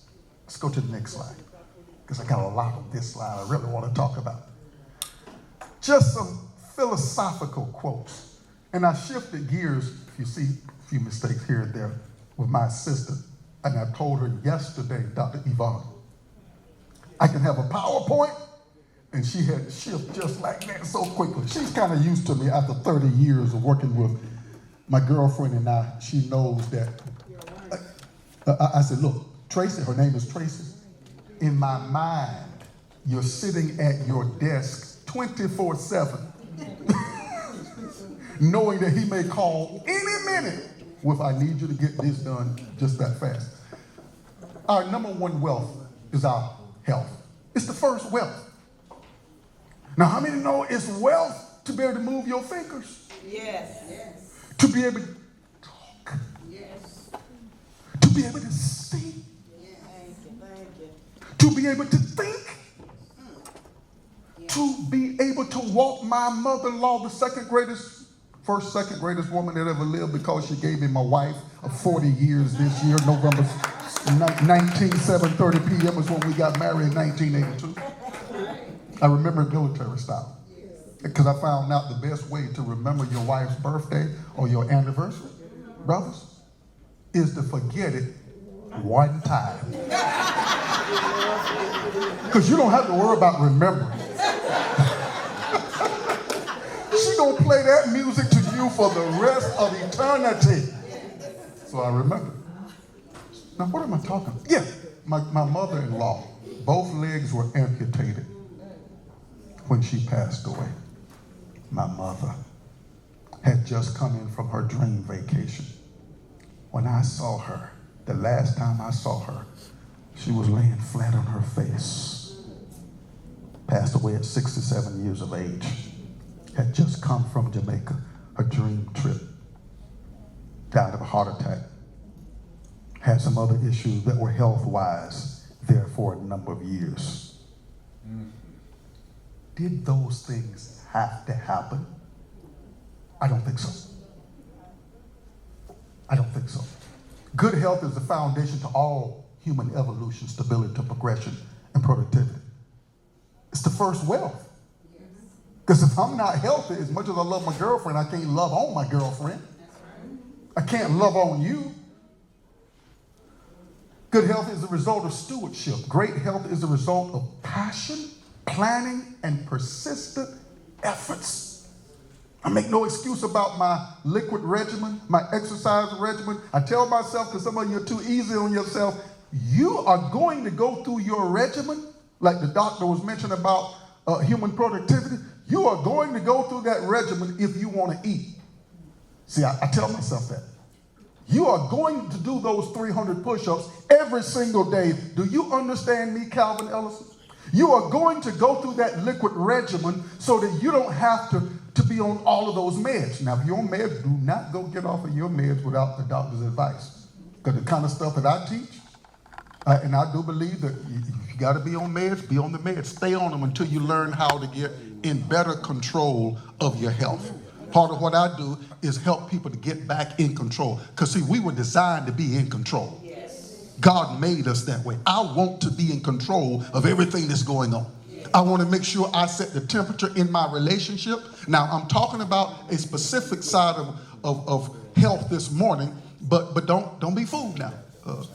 Health, if we go back to that Garden of Eden, I believe inside of those great relationships, clean air, clean water, pure food, an environment where music came out of the sky and all that stuff. I don't have time to get into all those tentacles because I want to drill down to what causes much of the problems, what goes in right here. More people are killing themselves with what's on the end of a spoon and a fork than people that die in wars. Adolf Hitler had two dominant ways of killing folk. Now, he had some other ones, but two dominant ways: poisoning them to death and starving them to death. We're doing that with the same food item. I want to ask you something about what you put in your system on a regular basis, not what you ate this morning. What you put in your system on a regular basis, is it nutrifying you? Is it real food? Who raised it? How was it raised? With what was it raised? Where was it raised? Have you thought about considering these things? Because when we raised our own stuff, we had our own gardens, we knew what was put in it. I don't trust them.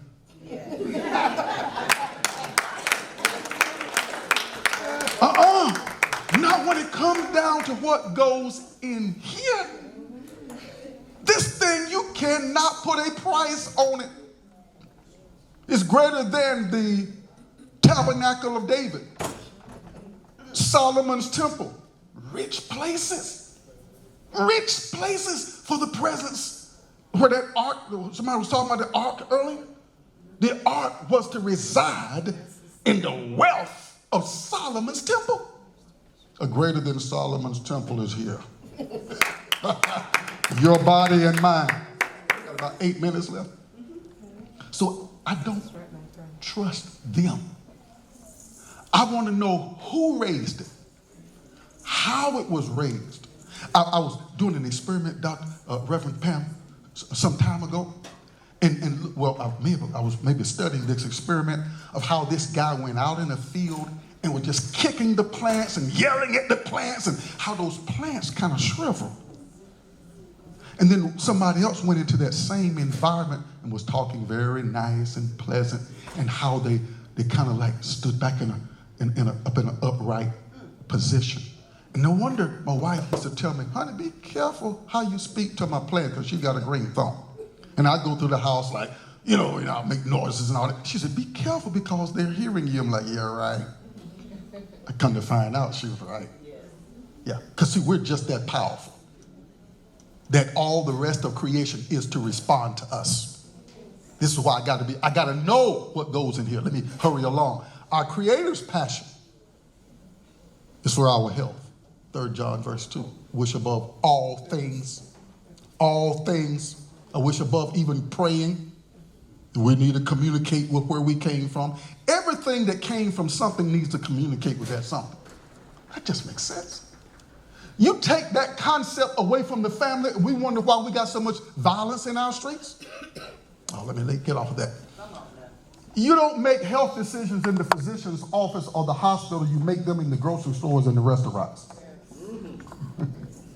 People are more conscious of what they put into their vehicles and what they put into their vehicles than what they put and do to their bodies. And you're only going to get one. You only get one. You're not going to have those 9 lies like, they used to lie about the cat. Now that last black cat that ran across the road in front of my car. Next slide, please. Your body is like a garden. It will produce what you put in it. The law of sowing and reaping. Man was born into laws. Like fish were born into water. Laws govern everything. Your thinking, your productivity, your relationships, your health. Laws govern everything. Prevention is better than cure. I like what Edison said. The doctor of the future will give no medicine. Now, it doesn't mean that you don't take the medicine. I'd much rather have a person on medicine alive than a person trying to do what I do and I've been doing for 30 years dead and they didn't work it. Not that I'm advocate, because remember my thing is I need to be in control. If it's not happening out there in the animal world, Calvin Ellison, why is it happening in your world? Why are we, an experiment was done some years ago on children who had been killed in gangs in Southern California.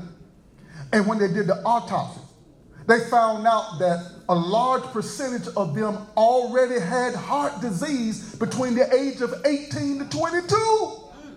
How can that be happening to our babies? Yes. Next slide. Now, here's some good stuff because I use a lot of this. Look at what the gum Arabic does. The bitter aloe. Look at laxative, antioxidant, anti-inflammatory, antimicrobial, anti-cancer properties. Next slide. Wormwood. Rooibos. I got it in my house. I love it. I love it. Treats blood pressure lowering. Potent antioxidants, rich in minerals, assists nervous tension, allergies, digestive problems, anti-diabetic, neurological, psychiatric disorders of the nervous system. Next slide, please.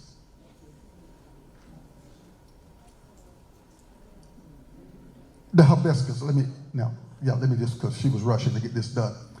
Every single day, this is one of those Calvin Ellisons you will do. Every single day I have hibiscus. Every single day. Plus I have, you'll see some of the other ones in just a moment. The bitter melon. Next slide. Coriander powder, cumin powder. Every single day. If you eat 3 meals a day and you only have one bowel movement, something wrong. I was in South Africa teaching at anybody ever heard of I forgot that large manufacturing company there in South Africa. Anyway, I was there training their people some years ago, and a gentleman was sitting in there. He said, now, on this statement that I just made, because it's been said, the average, I know I got maybe 2 minutes left. 1 minute left. Thank you for being so polite. No, but this hospital administrator said, if you're telling us we're not having a bowel movement, then I'm full of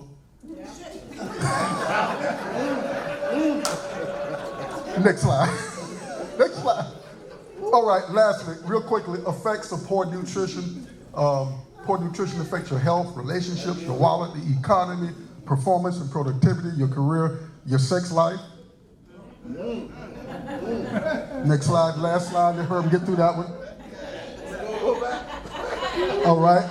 Some of the benefits of healthy eating: weight control, youthful appearance, more energy, mental health alertness, more stable emotions, freedom from common digestive problems, increased resistance to illnesses, increased resistance to degenerative diseases. My time is up, and I believe in respecting the time that's given me. Thank you.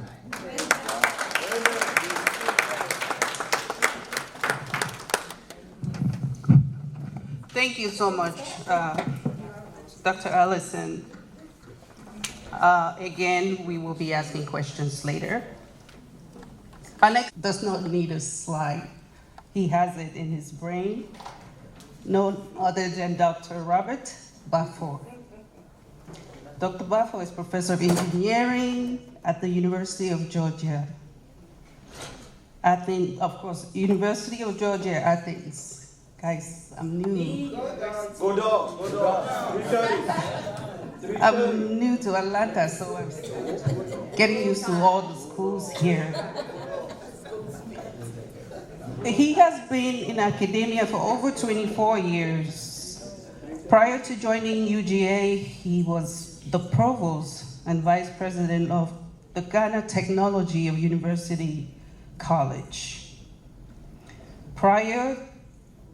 Dr. Baffour is co-founder and CEO of Sankofa Learn. Sankofa Learn is an online education platform that partners with Africans in the diaspora to support education in Africa across all levels. Prior to Sankofa Learn, Dr. Baffour founded Afridemi. You can tell he's an academia person. This Afridemi Inc. is a nonprofit organization that provides math education and college preparation support to low-income students. He believes in hands-on based engineering education based on community and national needs. He has a PhD in civil engineering from Georgia Institute of Technology here in Atlanta, with a double minor in geography, information system, and statistics. So Dr. Baffour will be talking about how we can utilize STEM education to Africa's educational system. So Dr. Baffour, the floor is yours.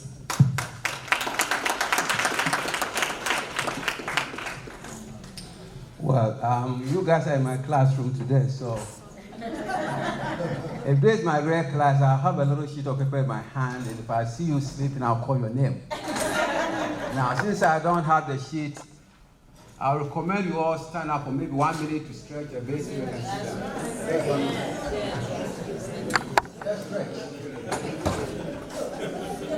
And while you are stretching, I want you to respond to this language if you understand it.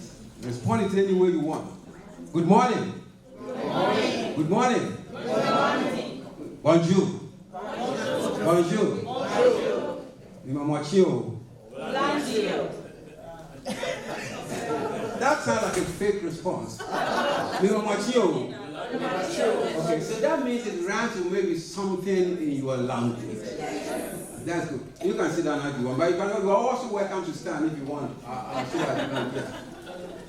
The last statement was the Mochio is a little language in my country, Ghana. That means Michiamu. I'm greeting you in the morning. And I can assume that most of you didn't get it, but maybe it rhymes with something in your language so you were able to respond fine. That is the education we have on the continent. As an African, I can speak to my fellow Africans, but they will hear zip. But I can speak to them in somebody's language, and they will understand everything. So my topic is retooling education in Africa with the hope that it can change development in Africa. with the hope. If you heard me correct, I'm talking about retooling education in Africa for African development. That statement has 3 components. We are retooling something, that means that something is probably not working very well. It is not performing. It is not giving it the success. That's what retooling is. And we are also mentioning the word education. We are retooling education. Obviously, we assume that education can help development, which I think is a fact. You know, leaders like Mandela, Kwame Nkrumah, Obama, almost every leader you come across have talked about education and using that as a catalyst to support development in the nation. And we are retooling African education because we are also assuming that the African education system is probably bad. That's the topic for today. Before I say that, I'm going to take you all the way back to Gold Coast, which is present-day Ghana, back in 1957. I think if you go to, for most of us who went to school in Africa, we learned, some history of our continent, some, not much, even though we spend most of our time learning about European history, the American history, the French Revolution. So this is what happened in the mornings and afternoons of March 6, 1957, Ghana. Ghana got independence from the British. And the first president of Ghana, Kwame Nkrumah, stood in the podium and said something very profound. And I want you to listen to me carefully. I'm going to try to quote, maybe paraphrase in a way. He said, today, there's a new African in the world. And that African is ready to fight his own battles and show that, after all, the black man is capable of managing his own affairs. We take a step back and say that again. That, after all, the black man is capable of managing his own affairs. We will show the world that. So I'm a professor, so I think in that sense, if you heard I have a very strong statistical background, so I would give Kwame Nkrumah that statement as a hypothesis. That 65 years ago, Kwame Nkrumah said, we black people are going to show the rest of the world that we can run our own affairs, we can manage our own affairs. Well, here we are 65 years down the line. Don't worry about World Bank statistics. Do not worry about United Nations statistics. Do not even worry about statistics from Africa. What I want you to do is to use your own imagination and observation to test that hypothesis, whether it is true or false. That 65 years down the line, Africans have been able to manage their own affairs. All you got to do is to look. You see, there's, in data collection, you can observe. If you want to study a little bird, you cannot talk to that bird, right? So you go hide in the corner and you watch the bird behave, at times how they mate, how they sing. Those who do qualitative data studies, that is what they do. You can study one little bird for 10 years. If you don't have an answer to that hypothesis yet, I'll give you all the time in the world. But let us also assume that from my angle, the hypothesis failed. Let's assume that. I'm not saying yours will fail too. But from my point, let us assume, for the sake of this discussion, for the sake of this topic, Kwame Nkrumah's hypothesis that black man will be capable of managing their own affairs and make Africa great failed. And therefore, Africa is not doing well. That is the topic for today. Now, we are talking about education. I don't want us to make the biggest mistake of thinking education is the only way, like going to school from primary 1 to the university, and then you get a degree, and you don't get a job, and you have education. No. I'm also talking of the informal education, because that is what has brought Africans to where we are today. So let's first take a look at the informal education. Now, to do that, let's go back in history again. I'm not a historian, but it's good to understand some of these things. So, when we went to elementary school, we were forced to learn European history. Don Diego de Zambuja. Bartolome Dias, Vasco da Gama. You remember these names? You know what they did? Livingstone, Cecil Rhodes. They went to Africa for one reason. You know when Don Diego de Azambuja went to western part of Africa, he was sent by King John II of Portugal. They went there with several masons, several soldiers. They went there to look for staff to support their development. Then Livingstone followed in the 1800s. Cecil Rhodes followed in the 1800s. And I remember Cecil Rhodes saying that he is going to show the world that the Englishman is the only person who can transform the world using the Bible. So my talk is supposed to provide some solutions that hopefully will face Africans. So, you know, people say you never know what will happen, right? Anything can happen anytime. So at times when they bring the food to you, you eat the dessert first. So let's eat the dessert first. You never know. So I'm going to give you two of the solutions that I think can transform Africa. And at the end of this talk, some of you will hate me, some of you will like me. Either way, I don't care. So this is solution number one. If we do not change the political system of the continent, Africa will never work. We are using a system of governance that we don't understand. You know why? My brother in my little hometown in Ghana, who I support every single day, I took this guy to high school, he quit. Now he's at home, he calls me all the time for me to support him. This guy has one vote, I have one vote. Now when the politician comes to me to give me $100 or even $10 to vote for him, I would say no, so he will never come to me. He will not go to my brother here, he will not come to any of you. He will find 1,000 of my brother and pay them $10 each. So with $10,000, he wins. Is that the kind of system that we can run? No. So that is why if we do not change the politics of our countries, we can do all this, nothing will happen. That is why Solomon in Ecclesiastes, I'm not a pastor. I have Reverend coming, so I'm worrying her. Solomon said in Ecclesiastes 1:9 that there is nothing new under the sun. Nothing. So all what we're doing here, we are just massaging stuff. Our politicians have heard all of it. They just don't give a damn. So number two is our pastors in Ghana, Nigeria, they are destroying the continent. Maybe not all of them, but most of them. You have a pastor on TV saying, I'm going to have a harvest next week, so come.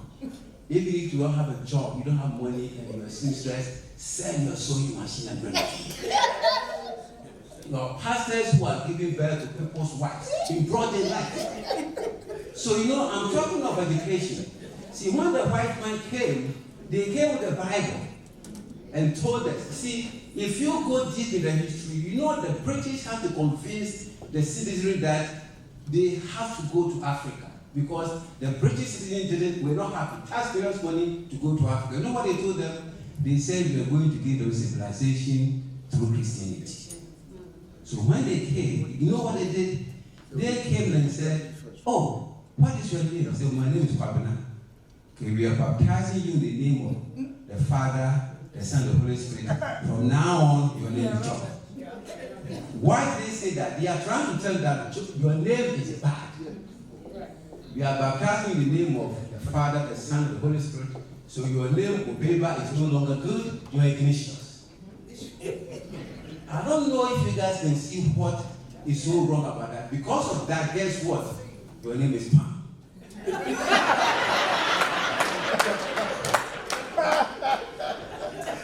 Do you know what it means is you are no good. That is what it is. This color is no good. And that is what has transformed the continent. Every single African you know at home think he or she is inferior to the white person. That is the major problem we need to look. we can talk about formal education all we want, but this informal education of the white man coming to tell us that we are inferior has sunk so deep in our bones that we don't believe we can do anything better for ourselves. So when an Indian comes to Ghana, the Indian is a white man. When the Chinese come to Ghana, go to Kenya, the Chinese is a white man. So you have a 22-year-old Chinese sitting in Nairobi, Kenya somewhere, saying that the president is a monkey. You go to Ghana, you go to Cameroon, you go to Nigeria, you see these Asians. Every single timber we have in Ghana has now been exported to India. And our people follow them with happiness because they are inferior. You know, so I'm going to end this part of my talk with this little thing. When you get a chance, or now go home, go to YouTube and just type in Idi Amin and the Indians. You're going to get a video that is black and white. Play it, maybe get it to 6-7 minutes. You're going to hear a small interview between a British journalist and an Indian. Now I want you to listen to what happened. So this Indian is there, they are waiting for their place to come. Idi Amin really treated them very well. Get rid of them. So the guy is doing this, and you know how Indians behave. They're doing the hell like this. So the guy asked him, why are you so successful in this country?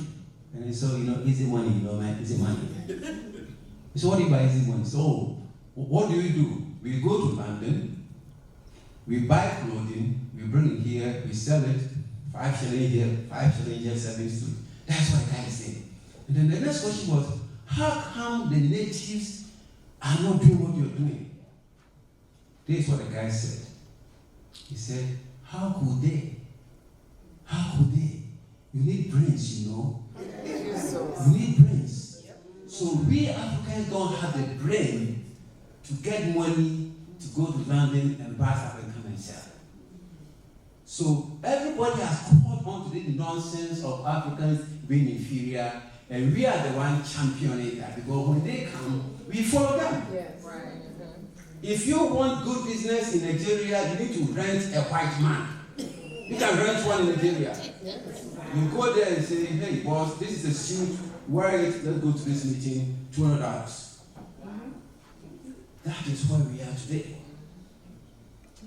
So that is the informal education where we don't want the food we eat anymore.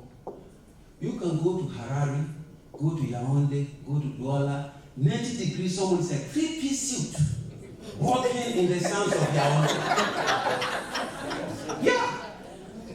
Why? Because he has to be like a white man.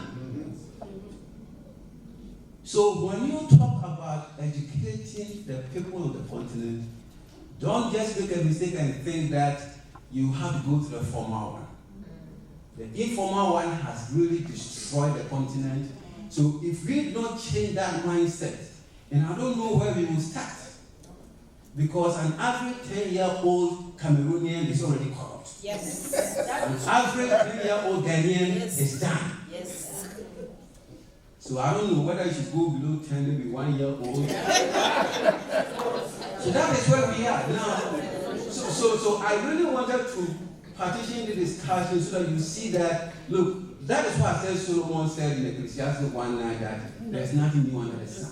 These issues are there, the solutions have been promulgated, applied, but nothing has happened because our mindsets are bad. The average African person sees himself or herself as inferior, and the rest are born into it. So for those of you who are in chemistry, in pharmacy, there's something called, let me actually move away from chemistry. That's a chromatogram. So Pam and the group will know. When you take the leaf, right, and you take all the colors out, put it in a little tube, you're going to go through this sedimentation process. Just like going to Home Depot and say, I want to paint my house green. They will give you a little green sheet that have all the possible greens. Right at the bottom of the green is you see it's so dark. And right on top appears to be like a white green, right? That is how the world has been partitioned. We are at the bottom. And the whites are here. And everybody believes in that nonsense, including ourselves. So when you go home, you can go take any look. If Dr. Fomunu takes his student to Cameroon, they're gonna tell him to hold the bag of his students because they are white. When they go and meet the big man will go talk to the white people, not him. So now let's come into this formal education business. You know, back in 1884, I think it was February, about 7 European countries met in Berlin. And each of them went there with a big Sharpie marker at the time. And when they went there, you know what they saw? They saw a big board like this, a continent Africa with no demarcations. So King Leopold of Belgium went there and put a very big circle. I want this place. Congo, he took it. The British took Ghana, took part of Cameroon, Nigeria, the rest. The French took a bunch of them. And so now, you know what? When they did that, they had to support the developmental agenda of the European nations. So the education system they brought us wasn't for us. You see, when we develop an education curriculum, right, you look at the problems in your area. There's something called backward design. Backward design says, where do you want to go? You need to know where you want to go first. You take a step back and say, okay, for me to go there, I need to do this, do that. So the British knew where they wanted to go. They wanted to make sure they have a system that will support their development. So they brought those education to us. So while you are an engineer in Cameroon, studying how to build a road for a snow area, you don't have any snow. So all your designs are based on that. So please, if you hear anybody blasting engineers in Africa, tell them to stop because they are studying something that was given to them. So what happens is, for instance, we all heard of what happened in Florida, right? So if I'm building a structure in Florida, the resilience will be different from the structure I've built in Africa. So if you take the Florida engineering program to Ghana, I'm going to build as if I'm building for Florida. And I don't need it. That is why our engineers cannot do anything. The British, the French, put education system there that will support the agenda. Therefore, Ignatius goes to school in Cameroon, come to America, he's a perfect person. Because he went through calculus 1, calculus 2, calculus 3, calculus 4, differential equations 1 and 2, linear algebra 1 and 2, statistics 1 and 2. You want all those crazy stuff. And when you come here, because see, the system of education we have in Africa is not for Africa. I went to school in Ghana. I got my first degree in Ghana.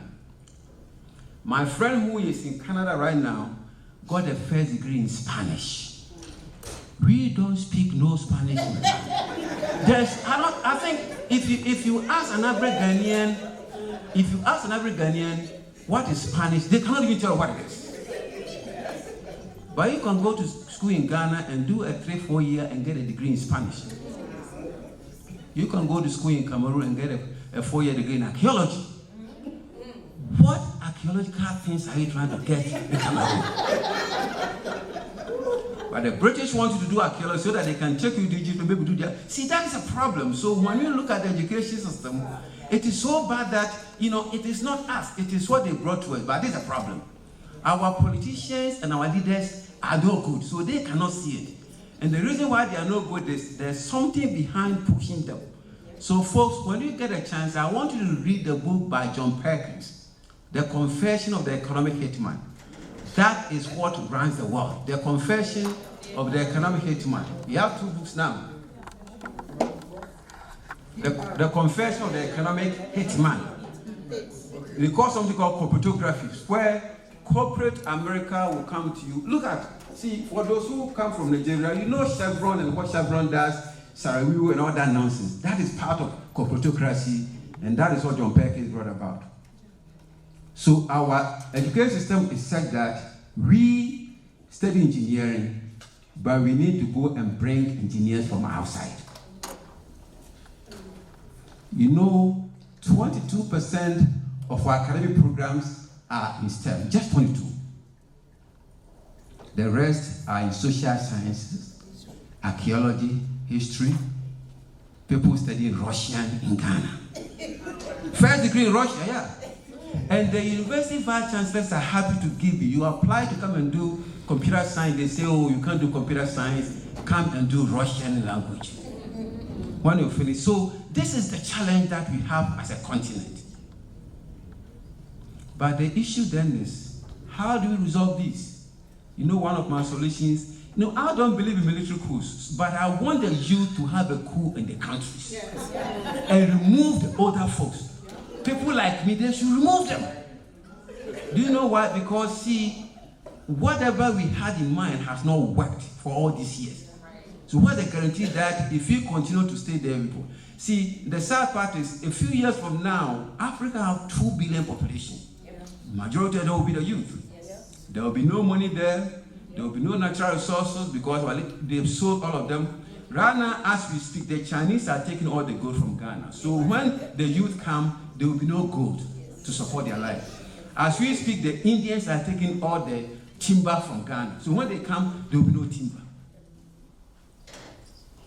So the youth, look, it's going to be a mess. So if there's anything we can do, we need to find a way to encourage the youth to create what the Arab Spring in Sub-Saharan Africa.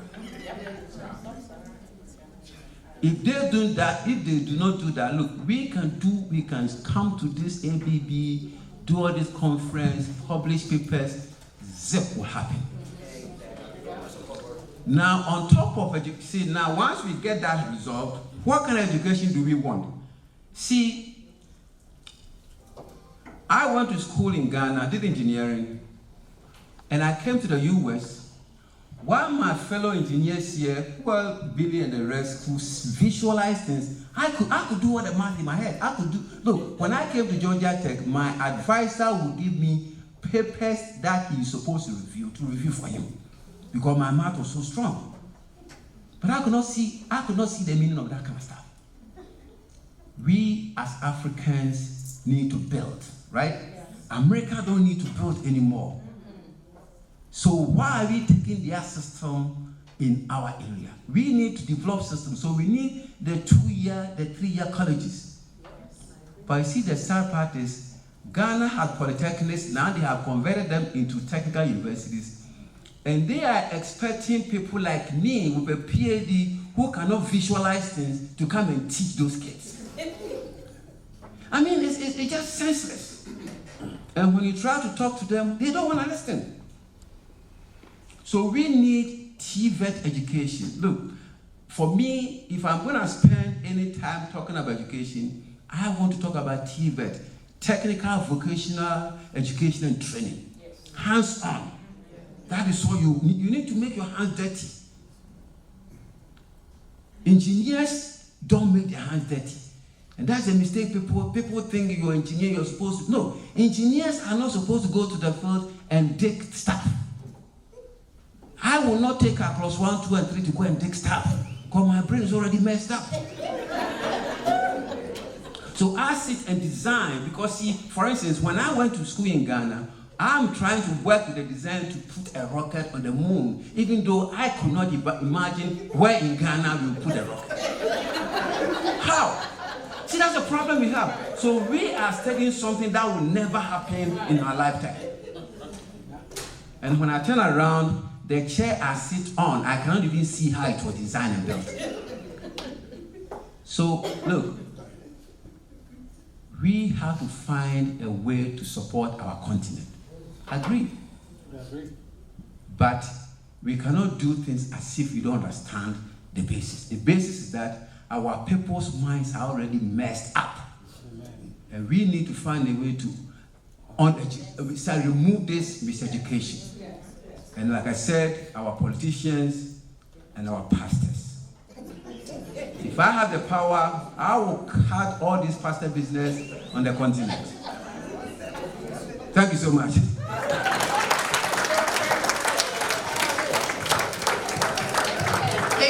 Thank you so much, Dr. Bako.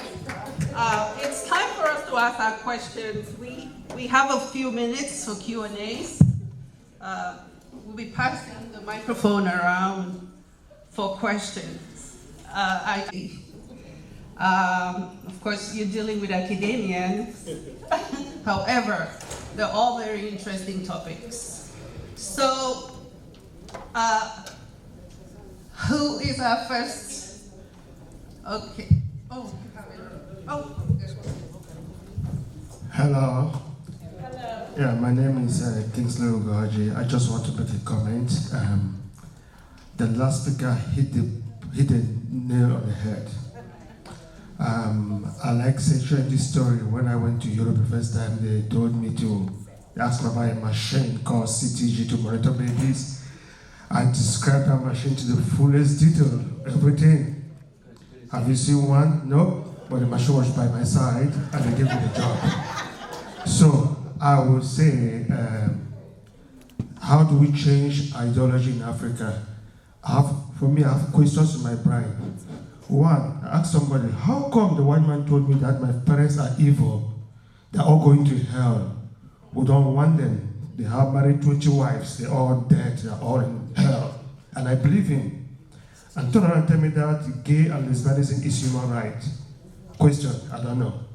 You can't tell me a man marry a man, a woman marry a woman is a human right, and then my father, my grandfather married 10 wives is evil. These are all systemic racism to kill us. So we should start asking questions the youth, how can we build ourselves?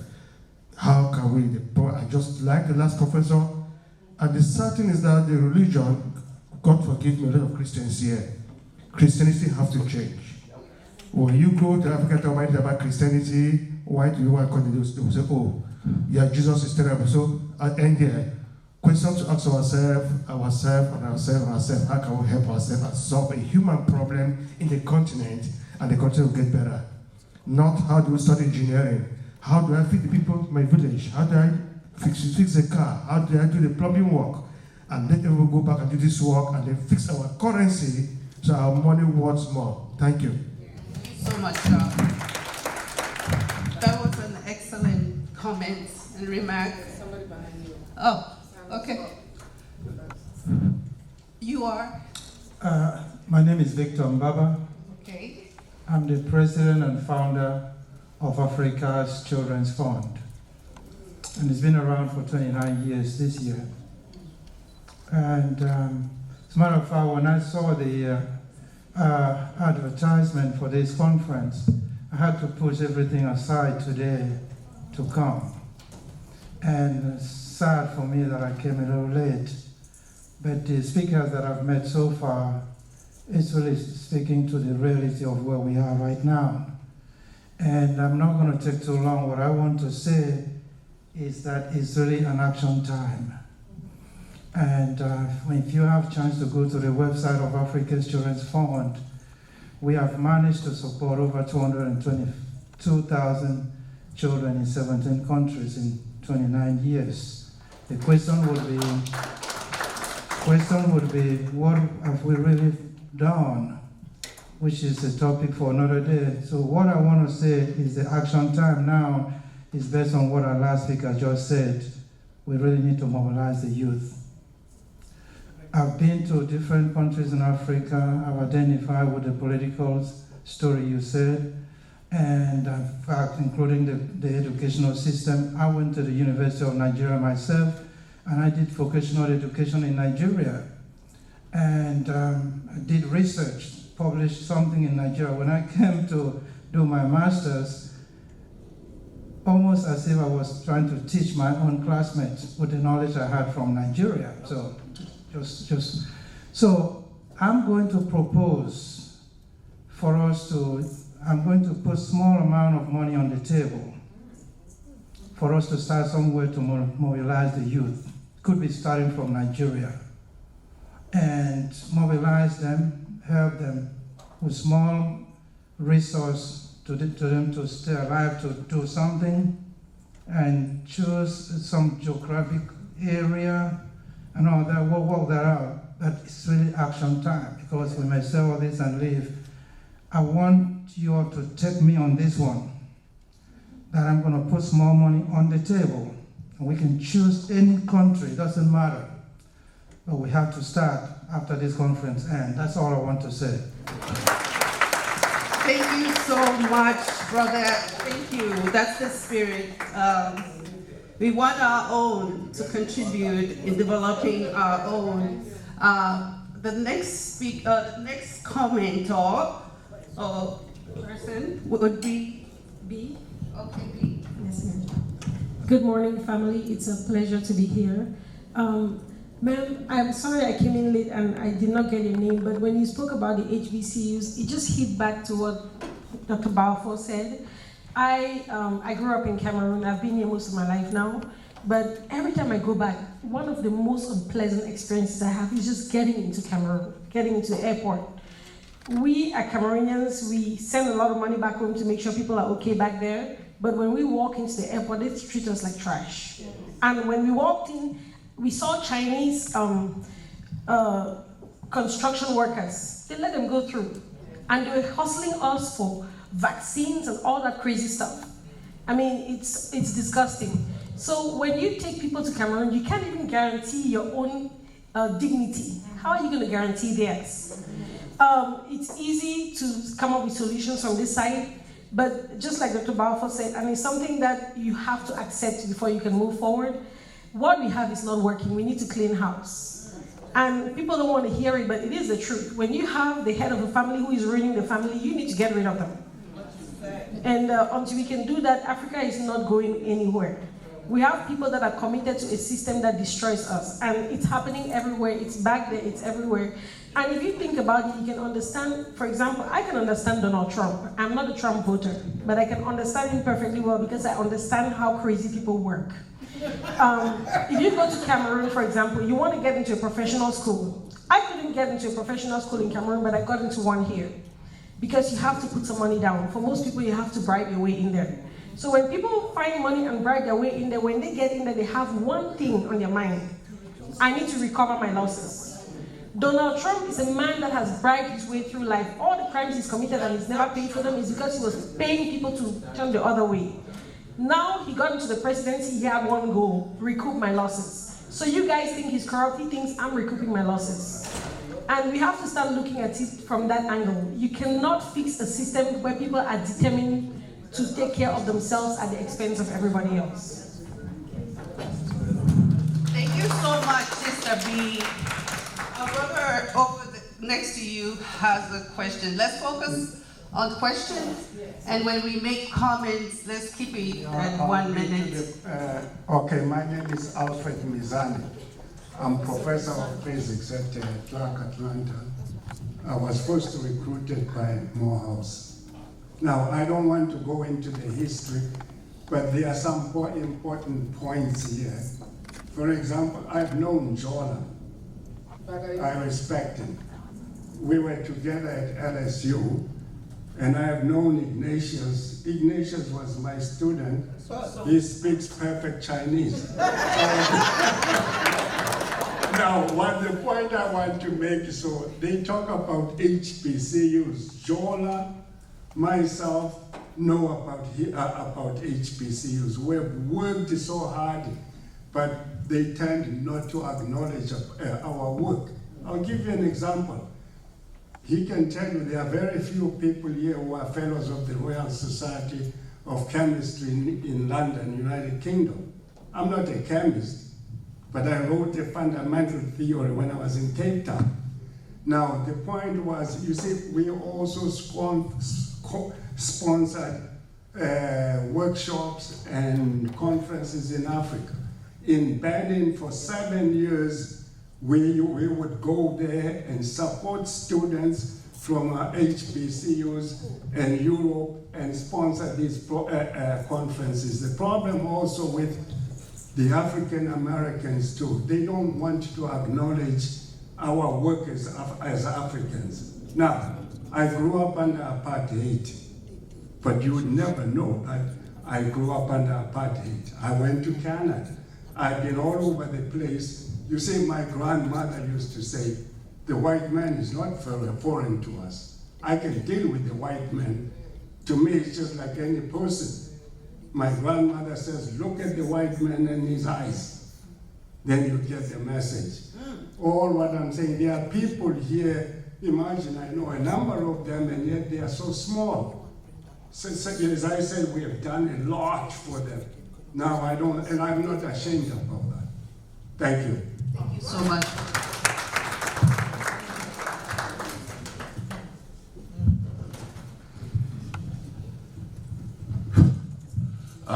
First of all, let me take this opportunity to thank our guest speakers. I think it's a blessing. It's a blessing for Reverend Pam to have selected Atlanta, the beautiful city here in Atlanta, to organize this occasion. Thank you, Reverend Pam. And having listened to so many of our speakers this morning, previously, from what I learned from Reverend Pam, the core of this organization is to help our youth, especially our youth back home in Africa. And how do we do that? That's the big question mark. How do we do that? I understand that they want to bring up kids back home who will have the opportunity to eventually come to the US to study here by some means. And if that could be done successfully, I think this the success of this organization. And the question I would like to ask is, what criteria does ABB use in selecting deserving students?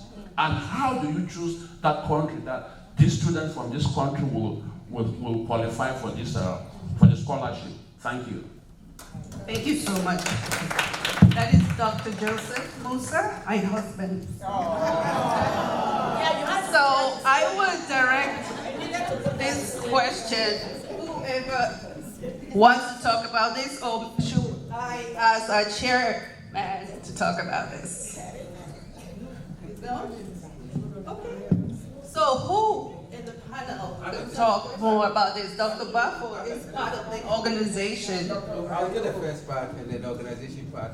I think his question has a combo element. The first one was, how do we do this?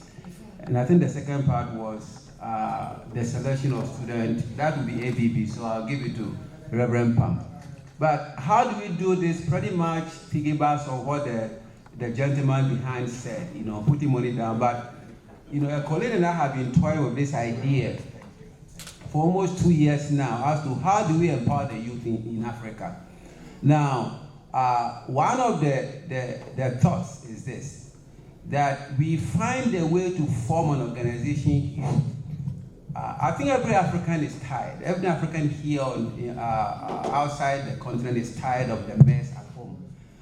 So if you can have a legitimate organization, maybe ABB, for instance, can be a good platform, and then we find a way to raise funds, maybe $50 here, $20 here, because we're going to need money. I think we can find some very strong leaders at home, especially university graduates. Right now, Ghana, there's an unemployment university graduates association. Yeah, there's one there, yeah. So, and I'm assuming, there are similar ones in other parts of Africa. So they are now, the youth are speaking now also at home. So if we need to support them with funds, you just have to be careful it doesn't get squandered when it is there.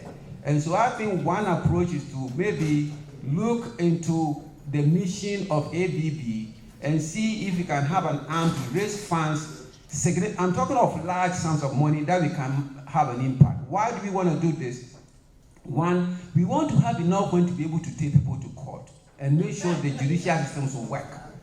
We want to make sure we can shame people, we can collect data on people, we can photograph people when they are collecting bribes, we can do all kinds of things so that we can put it in the social media to disgrace them. So that will require money and people on the ground to do that. So that may be one approach. Now the second part I think is on ABB side, so maybe Reverend Pram can answer that. So Dr. Bagayogo, what are some criteria for selecting students? And before you speak, I just want to make a correction that Reverend Pam, the CEO and founder of this organization, just did. ABB is trying to help students learn, but stay on the continent. we're trying to solve the issue of brain drain in Africa. So I just thought I should transmit her message. Aside from that, we'll let Dr. Bagayogo expand on the criteria for selecting students, and then we'll let Dr. Hillman also speak. With the financial support, if we get enough of it, we are going to invest primarily in the mentors in the high schools that are participating, so that we can implement our 12-strand systemic mentoring in order for the selected student who will be in a cohort to continue to excel through their training throughout high school. Point one.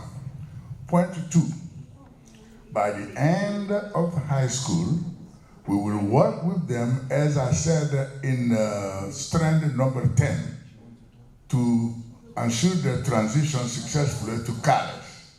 And that transition to college is likely to take place in a college somewhere in Africa, provided, of course, we trust enough, which I think is the case, that those colleges can deliver the instruction we want. But with enough fund, we will also have a college equivalent of our systemic mentoring at the high school level.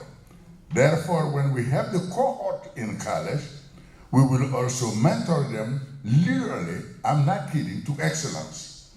So, by the time we finish college with the bachelor degree, that's where some possibilities of exploring other countries' study, in addition to studies for a PhD and in several other African countries. Because right now there are research centers emerging in different areas of Africa.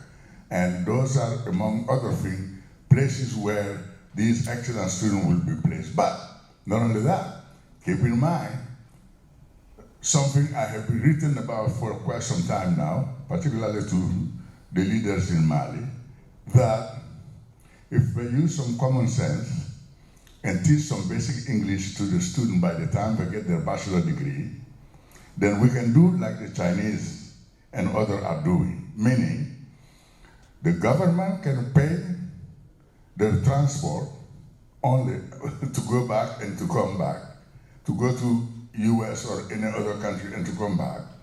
But it is the graduate school that will be paying for everything else, their tuition through their graduate teaching assistantship or research assistantship. But keep point in mind. Once the government pay 1 cent for their transport, their visa is automatically J1. What that means, upon graduation, rain or shine, they have to go back for 2 years. And what I was telling some colleagues yesterday, when we were talking about brain drain, I said, don't talk about brain drain without talking about brain expulsion. The two are always linked. Because I went on a tirade to say, from antiquity to now, the places where brain go, where top artists go, where top players go, where top architects go, are the places where one, their safety and security is secured. Yes. 2, they make enough money to have a comfortable, reasonable life for their family. If they cannot do that, they're not going to go there. And 3, they have the permission to exercise the very high skill they have learned. Not only that permission, but also the resources needed to do the very high exercise or high skill. In order for you to understand me better, if somebody is an astronomer, you want to go something, you are probably going to need an observatory. Okay? So, but if you are a physicist doing X-ray kind of thing, you will need an X-ray machine and something like that. So the point I'm making is that we are complicating things which are not that complicated, because when these people come back, the reason I keep on insisting that we keep in mind the expulsion part, when these people come back, once we put them in the basic condition, they're not going to leave. But if you have them come back with that high degree for the 2-year mandatory, and you don't have a position for them, and you are choosing them, well, of course, I will be the first one to tell them to go somewhere else. Okay? So for you to understand it, when I finish, I apply to Mali to go back to my job. Until today, I don't have an answer. So I need you to understand it. Until today, I don't have an answer. That's why I'm here. Let me stop there. I think you understood what I mean. So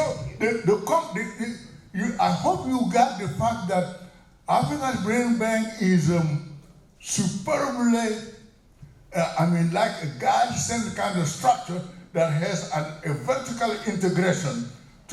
When I say to train our youth for excellence forever, I was not kidding at all levels. But here is it, from high school to college, from college to PhD, either on the continent or outside the continent, and bringing them back, of course, even if we go outside. Thank you so much, Dr. Bagayogo. Your explanation did really shed light on the agenda of the organization. We have 30 seconds, Dr. Hillman, to shed some more light on this topic. Yes, the only thing I wanted to add very quickly is when you look at, there are a lot of organizations, if you look out here, there are a lot of organizations that are trying to serve and support students. They're trying to help in Africa. But a lot of organizations, in order for them to thrive, they're going to need a lot of times the resources, the financial resources. And I have had a lot of experience working even at the federal level where we get applications, people are looking to get their organizations funded, and the biggest question that is asked is the organization ready to receive the funds? Because when they give you the money, they expect to see some results. And so you have to look at, one, they look at the organization capacity. Do they have the team in place to lead the mission? Do they have the boots on the ground, the people who are doing the work? Can they be trusted? And I heard a lot of people mention about things happening in the country.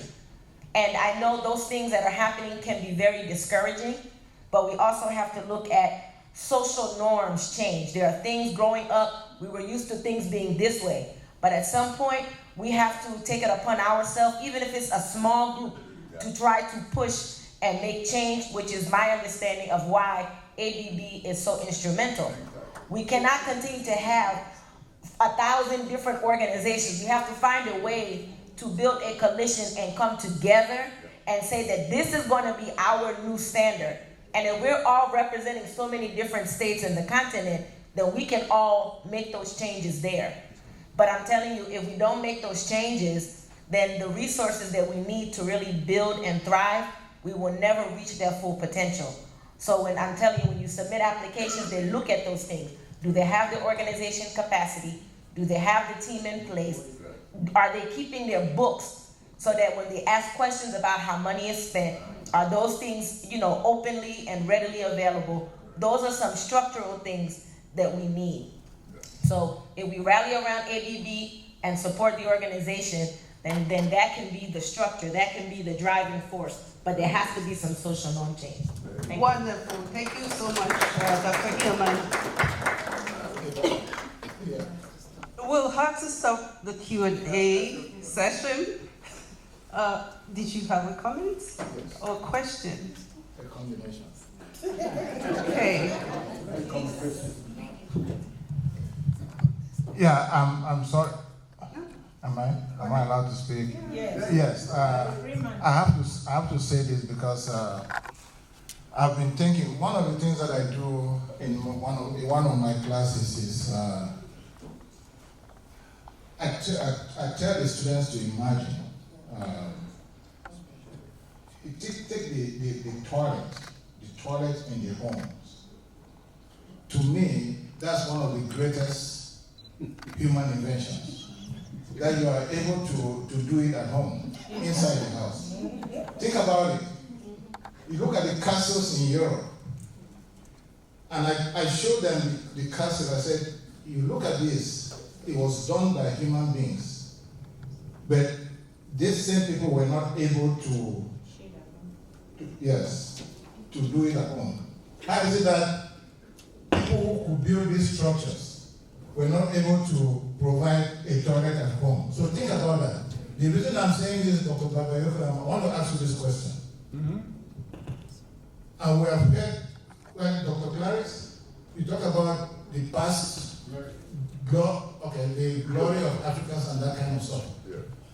Where are the structures? Where are the structures that these African civilizations constructed? Where are those structures? I can't see them. You go to Europe, you see those structures. Castles that are generating income today. The reason I'm bringing this up is because when I came here in 1993, Dr. Mizani said I was a student. First, I did physics. I went through the physics world. And I'm going to say a sidebar about that. I identified that so long as the African continent or the Africans themselves, we don't get our act together, the black man everywhere on this world is not going to be respected. Absolutely. That's it. That is key. What are we doing in Africa to show that we can develop? Now, Dr. Babalu, just hold your horses a little bit. I want to say... There's another event here in a few minutes, so that's why. Send me questions, or you can submit your questions through info@brainbank.org, and we'll answer those questions, and you should be able to access the response online. There is another event coming. No disrespect. True. Let me tell you what Dr. Mizani told me when I first came here. I was puffing my shoulder. I'm an engineer, and I thought I'd achieved this high thing. And he told me, he said, "What are you as I'm an engineer?" And he said, when engineers get a roadblock, they come to us, the physicists, to solve the problem for them. And so I went back into my shell and I studied very hard to make it in the physics world. Thank you so much. Thank you so much. Okay, I'll call on Dr. Robert Ford to conclude this evening. Dr. Robert has been an integral part of the planning of this academic symposium. So it's been nice knowing you all. I guess it's time to say good afternoon. We've already exceeded the time we have. I have written a number of summary comments for each of our speakers, but I'm going to have to forego it. I only want to say two things. One, if you haven't already bought a ticket for tonight, get your ticket. You will miss an excellent opportunity to network and learn more about Africa's Brain Bank. Yeah. So do that, and you need to do it online. You need to do it this afternoon, early. I also want to bring up the chairman of ADB, who you haven't had a chance to meet yet. He himself is a physics professor and a world traveler. Dr. Kuma.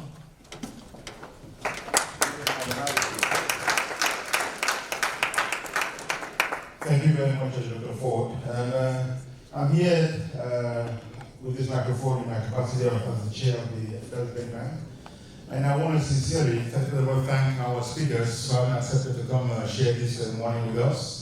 Your conversations were very engaging, very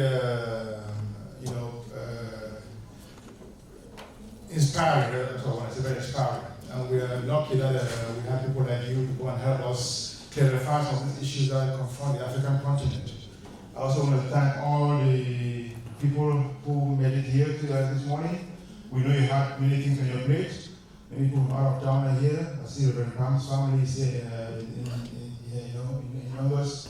We want to thank you very much for making the time to come and spend with us. This is our third symposium, event that we've had in the last 4 or 5 years. COVID took away one of those years, and we are picking up back our first in-person event. We'll be having one again next year. We'll invite you to keep an eye out on our activities. Africa, the African world is flourishing.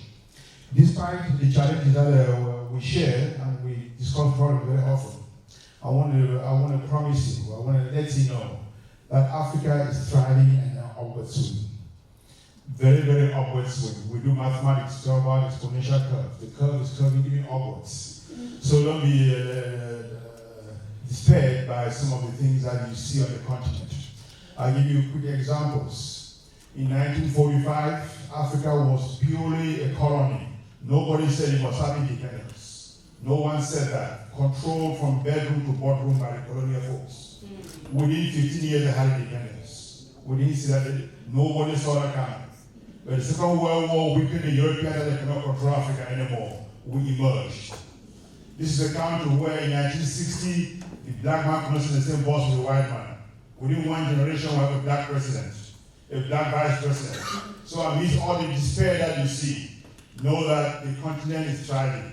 The energies on the Africans on the continent are as your energy here. So when we say Africa is not someone else, it's you and me. If you feel personally that you're doing well, no, Africa is doing well. If you feel personally that you're making an effort in your own way, in your own profession, know that Africa is making efforts in every profession. So the challenges are there. There's a global world order that our colleague mentioned earlier. They call it the unipolar world that wants to segment the world from top to bottom, the European, the Asian, and the African at the bottom. But you know, for what, 10,000 years that man has been on his for 2 feet, we haven't done much, we haven't changed much. Empires come and go. We have had our share. America is around for 200 years only. Just 200 years only. Jesus came around just 2,000 years only, in historical terms. Before that, for 10,000 years, Africa ruled the world. 10,000, put 10,000 and 200 in context. Then you understand the African world. Our brother Magayogo, who spoke here, from Mali, you've heard about Timbuktu and the university system that thrived there before the colonial folks came. The Timbuktu Academy that he created. We hear about Socrates and the Greeks that we quote every day. They have 200 books, one person writes so many books. In Timbuktu, the number one scholar of their times was called Ahmed Baba Bakayogo. That's his direct descendant. Direct descendant. That's where the name Bakayogo comes in. If you visit Egypt and look at the Sphinx, the lion body with human hair, the nose is broken. That was a black nose of brother's mind. If you look at all Egyptian artifacts, all their statues, everything is intact except the face. So the Europeans have defaced us from history and from our positions. All this work are efforts for us to get back on our feet. So don't despair. It's a short 300-400 years of being taken off our centers, our elements, as our Afrocentric brothers will tell us. But we are on the rise. Just give it. 1945, when the British were still singing "The Sun Never Sets on Them," they never knew that these African colonists could stand up and ask the question that we want our own independence. Within 15 years, it was over. 15 years. So what you see now can change in the next 5 years. It can change in the next 20 years. Don't despair. As long as you feel in your heart that your heart is being strong and Africa is beating in you, don't look at the continent and think that the continent is so bad. So they feel like you and me. They are as black as human as you and me. So we recognize that we're in historical times. We are just trying to do our share to do our own historical duty. So we want to invite you to work with us. We want to work with you. We want to make sure that the African diaspora is thriving. There are so many things going on. As I say, let 1,000 flowers bloom. But the idea of the brain bank comes from saying that ultimately it takes the human brain, the brain capacity to do, the knowledge to do. So we have engineers, we have lawyers, we have janitors, This country was not built by academicians. They were built by doers. The Henry Ford, the Carnegies, people who build without going to the classroom. Our way of informal education. Africa is full of people who are building without ever entering the classroom. My Cameroonian colleagues here will understand the Cameroonian context. We are the PhDs. We have the photo names, the biblical names, and also the classroom, and they run the economy. Is that everywhere else? If you go to West Africa, the Jonas are there, the commercial folks. They never saw the classroom, but they are building the country. So don't be despaired by nuances and distractions from one media outstream or to some European book somewhere to tell us that we're nobodies. Africa is thriving. We want to invite you to buy your tickets. We have an even better event in the evening. The speakers are on their way. We want to showcase the best of African minds. Africa just went through a process now, after not succeeding very well through Pan-Africanism, to say if these colonial boundaries cannot go down so easily, because every head of state wants to have a gun salute from his army. They want to hold their territory. Maybe we should just go through commerce and improve human mobility. So there's a continental free trade area in place. The Caribbeans want to join. Sheikh Anta Diop told us, why is the Caribbean far away across the Atlantic? Integrate them, let them be part of Africa and islands. Why not? It's just waters. We were going across them before the Europeans came in. So what's the issue? So they're looking at a free trade area that puts Africa and the Caribbean under one commercial zone. What role do we play? Do we understand the psychology and the importance of that in our own times? What role do we play in making that a reality? The African world understands the American diaspora is the answer to their question. Yes. Because as Malcolm says it, we're in the belly of the beast. We understand global power, global dominance, structures of geopolitics, geoeconomics. What role do we who understand that bring back beyond complaints? So we want to invite you. We are ambitious, we are nascent, we are small, but we are gathering the crowd around us. So please play your role. If along the way you find errors, they are all human. I take responsibility for some of them. But if you find good things, join and contribute. So we thank you again for coming. We thank you for making time to be here with us. Too many things to do in one day. Africa is a continent of 1.3 billion people. This is the of the iceberg. We had worked 3 years ago around the HBCUs to help the Association of African Universities establish an office in America so that we can have this interaction between the HBCU of the community and the broad African university system. That office is in DC, located at the African Union headquarters. That's the ABB work to connect the HBCUs with Africa. When Ghana, building on Nkrumah's inspiration of 40 years ago, asked for the diaspora to come back and create a year of return 2 years ago, pre-COVID. Please return home. Within 1 year, 1 million African Americans traveled to Ghana. Just 1 year. It changed dynamics. So just wait for how this tsunami works on the continent. Understand Africa is still the major continent on the world. Ukraine, Asia, everybody. Africa is still the answer. The most feared continent. The most feared people, the most resilient. And this is not racist. If you go to Harvard, to MIT, to all the think tanks, you see their scholarship. Africa is the one that is feared on the continent. So we should be proud of what we had. We shouldn't despair in the challenges. We are just in a short historical time in which we are low. We are rising up strong, and we'll do well. I will invite one of our guests who is speaking this evening, Mr. Douglas Eze, to come and make a few comments, and we'll call it out.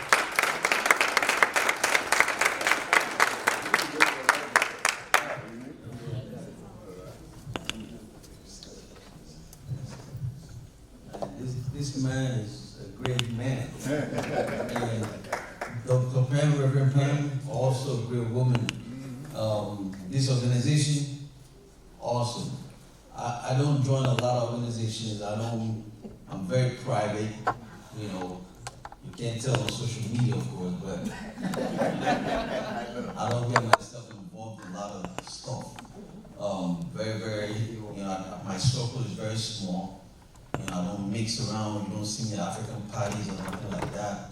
Because just because I just don't have time for the talk, right? So, but we perform, we're doing a lot of stuff. You know, we're doing a lot in Africa.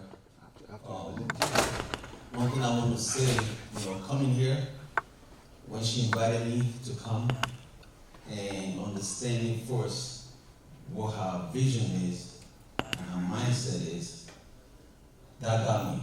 You know, the heart is everything. Because there's so many people that talk and talk, but they never put up their money to do anything. She's put up her money, her time, she's done a lot, she's invested. When people come to me to say, hey, Douglas, can you invest in my company or whatever, the first question I ask them is, how much have you put in? What have you done? Show me what you've done. You know, I don't just give money to anyone. You gotta show me that you are serious about what, if you believe in what you're doing, you gotta show it to me. Right, so, with that said, I also have, you know, became a member of another organization that made me the president for the US chapter, the African Chamber of Commerce. We're talking about doing certain things in Africa, right? First, I want to say this. The government is not going to do anything for you. So if you're thinking about making change because you're hoping the government, the African government is going to do the change, no, they're not doing anything. So, who's going to make the change? You are. You are. Now here's the deal. When you have money, you have a voice. Nobody cares about how much knowledge you have, and you're broke. I'll give you an example. Have you ever seen a real smart guy invited to the White House to speak, to give the president advice? The broke one. No. But they invite folks to the White House that got money. Right? I have a PhD, public high school diploma.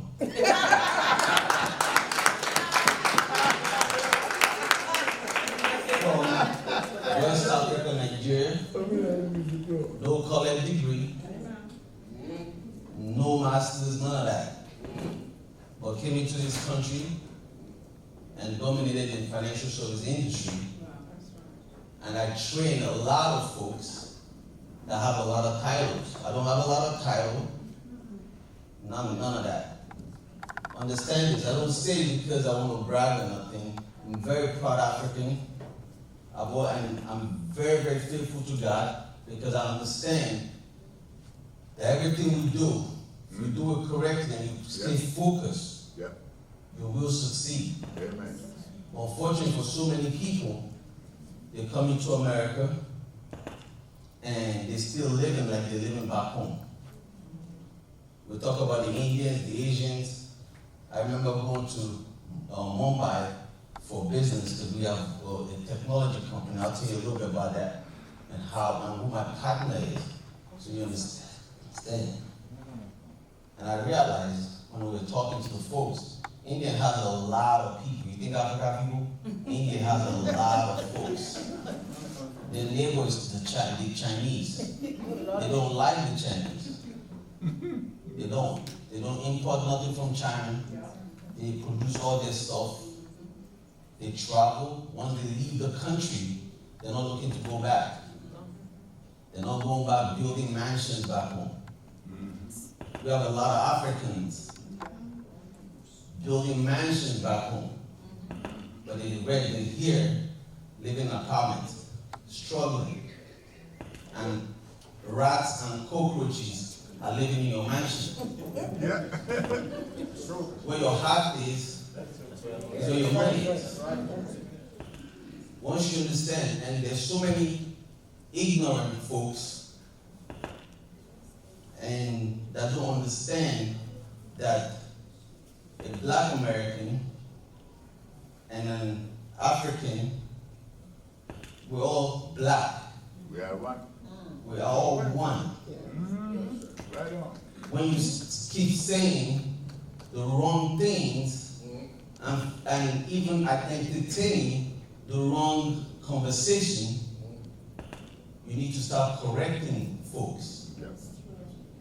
We're here because it's the Africa's Brain Bank for a reason, because we are one. We need to remember that. That's the first things first. We are all one.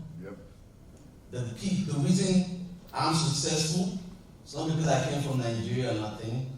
It's not because it's because the blacks in America made it possible for me to come here and speak.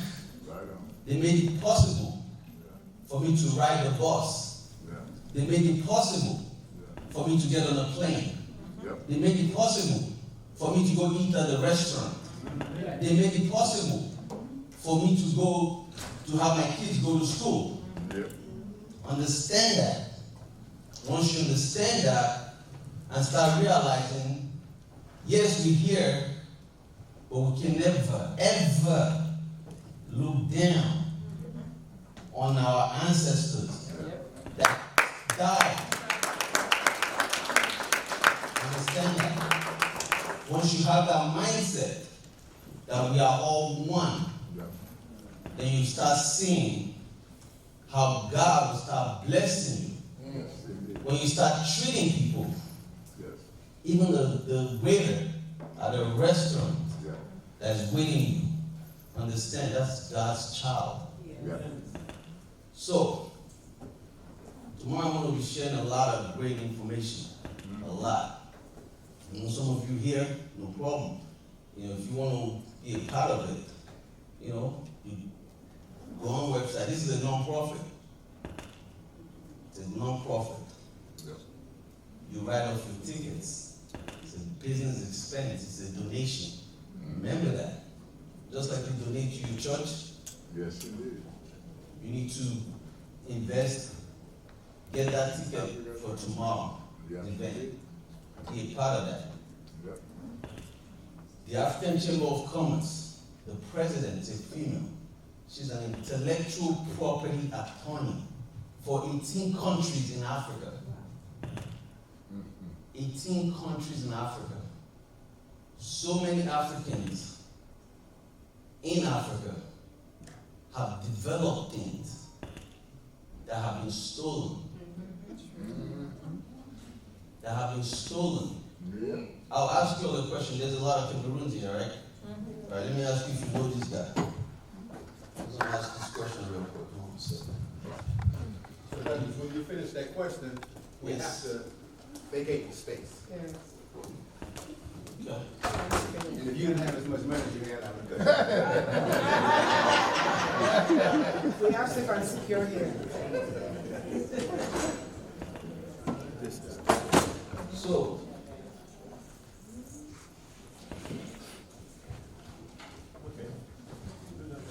you all know that West Africa has the highest cotton in the world, quality cotton in the world.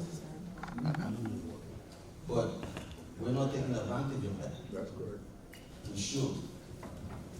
My business partner, self-trained, didn't go to college, taught himself how to code. Taught himself how to code. Technology, we have so many powerful young men in Africa that need our support, that need us to help them become great. And we could do that. So, just wanted to share some things, because when it's all said and done, the president of the African Chamber of Commerce, she went to war with the CDC because a 78-year-old doctor, scientist from Cameroon developed a cure for HIV. A lot of us don't know about this. Yes. 78-year-old man. But she met him at the wrong time, before he's already given up his intellectual property because he didn't protect it. And he came knocking at her door at 2 in the morning with tears in his eyes because the CDC already took what they needed and left him. The man died a broke man. We have so many talents like that in Africa that we gotta protect. We have to protect them. That's all I have to say.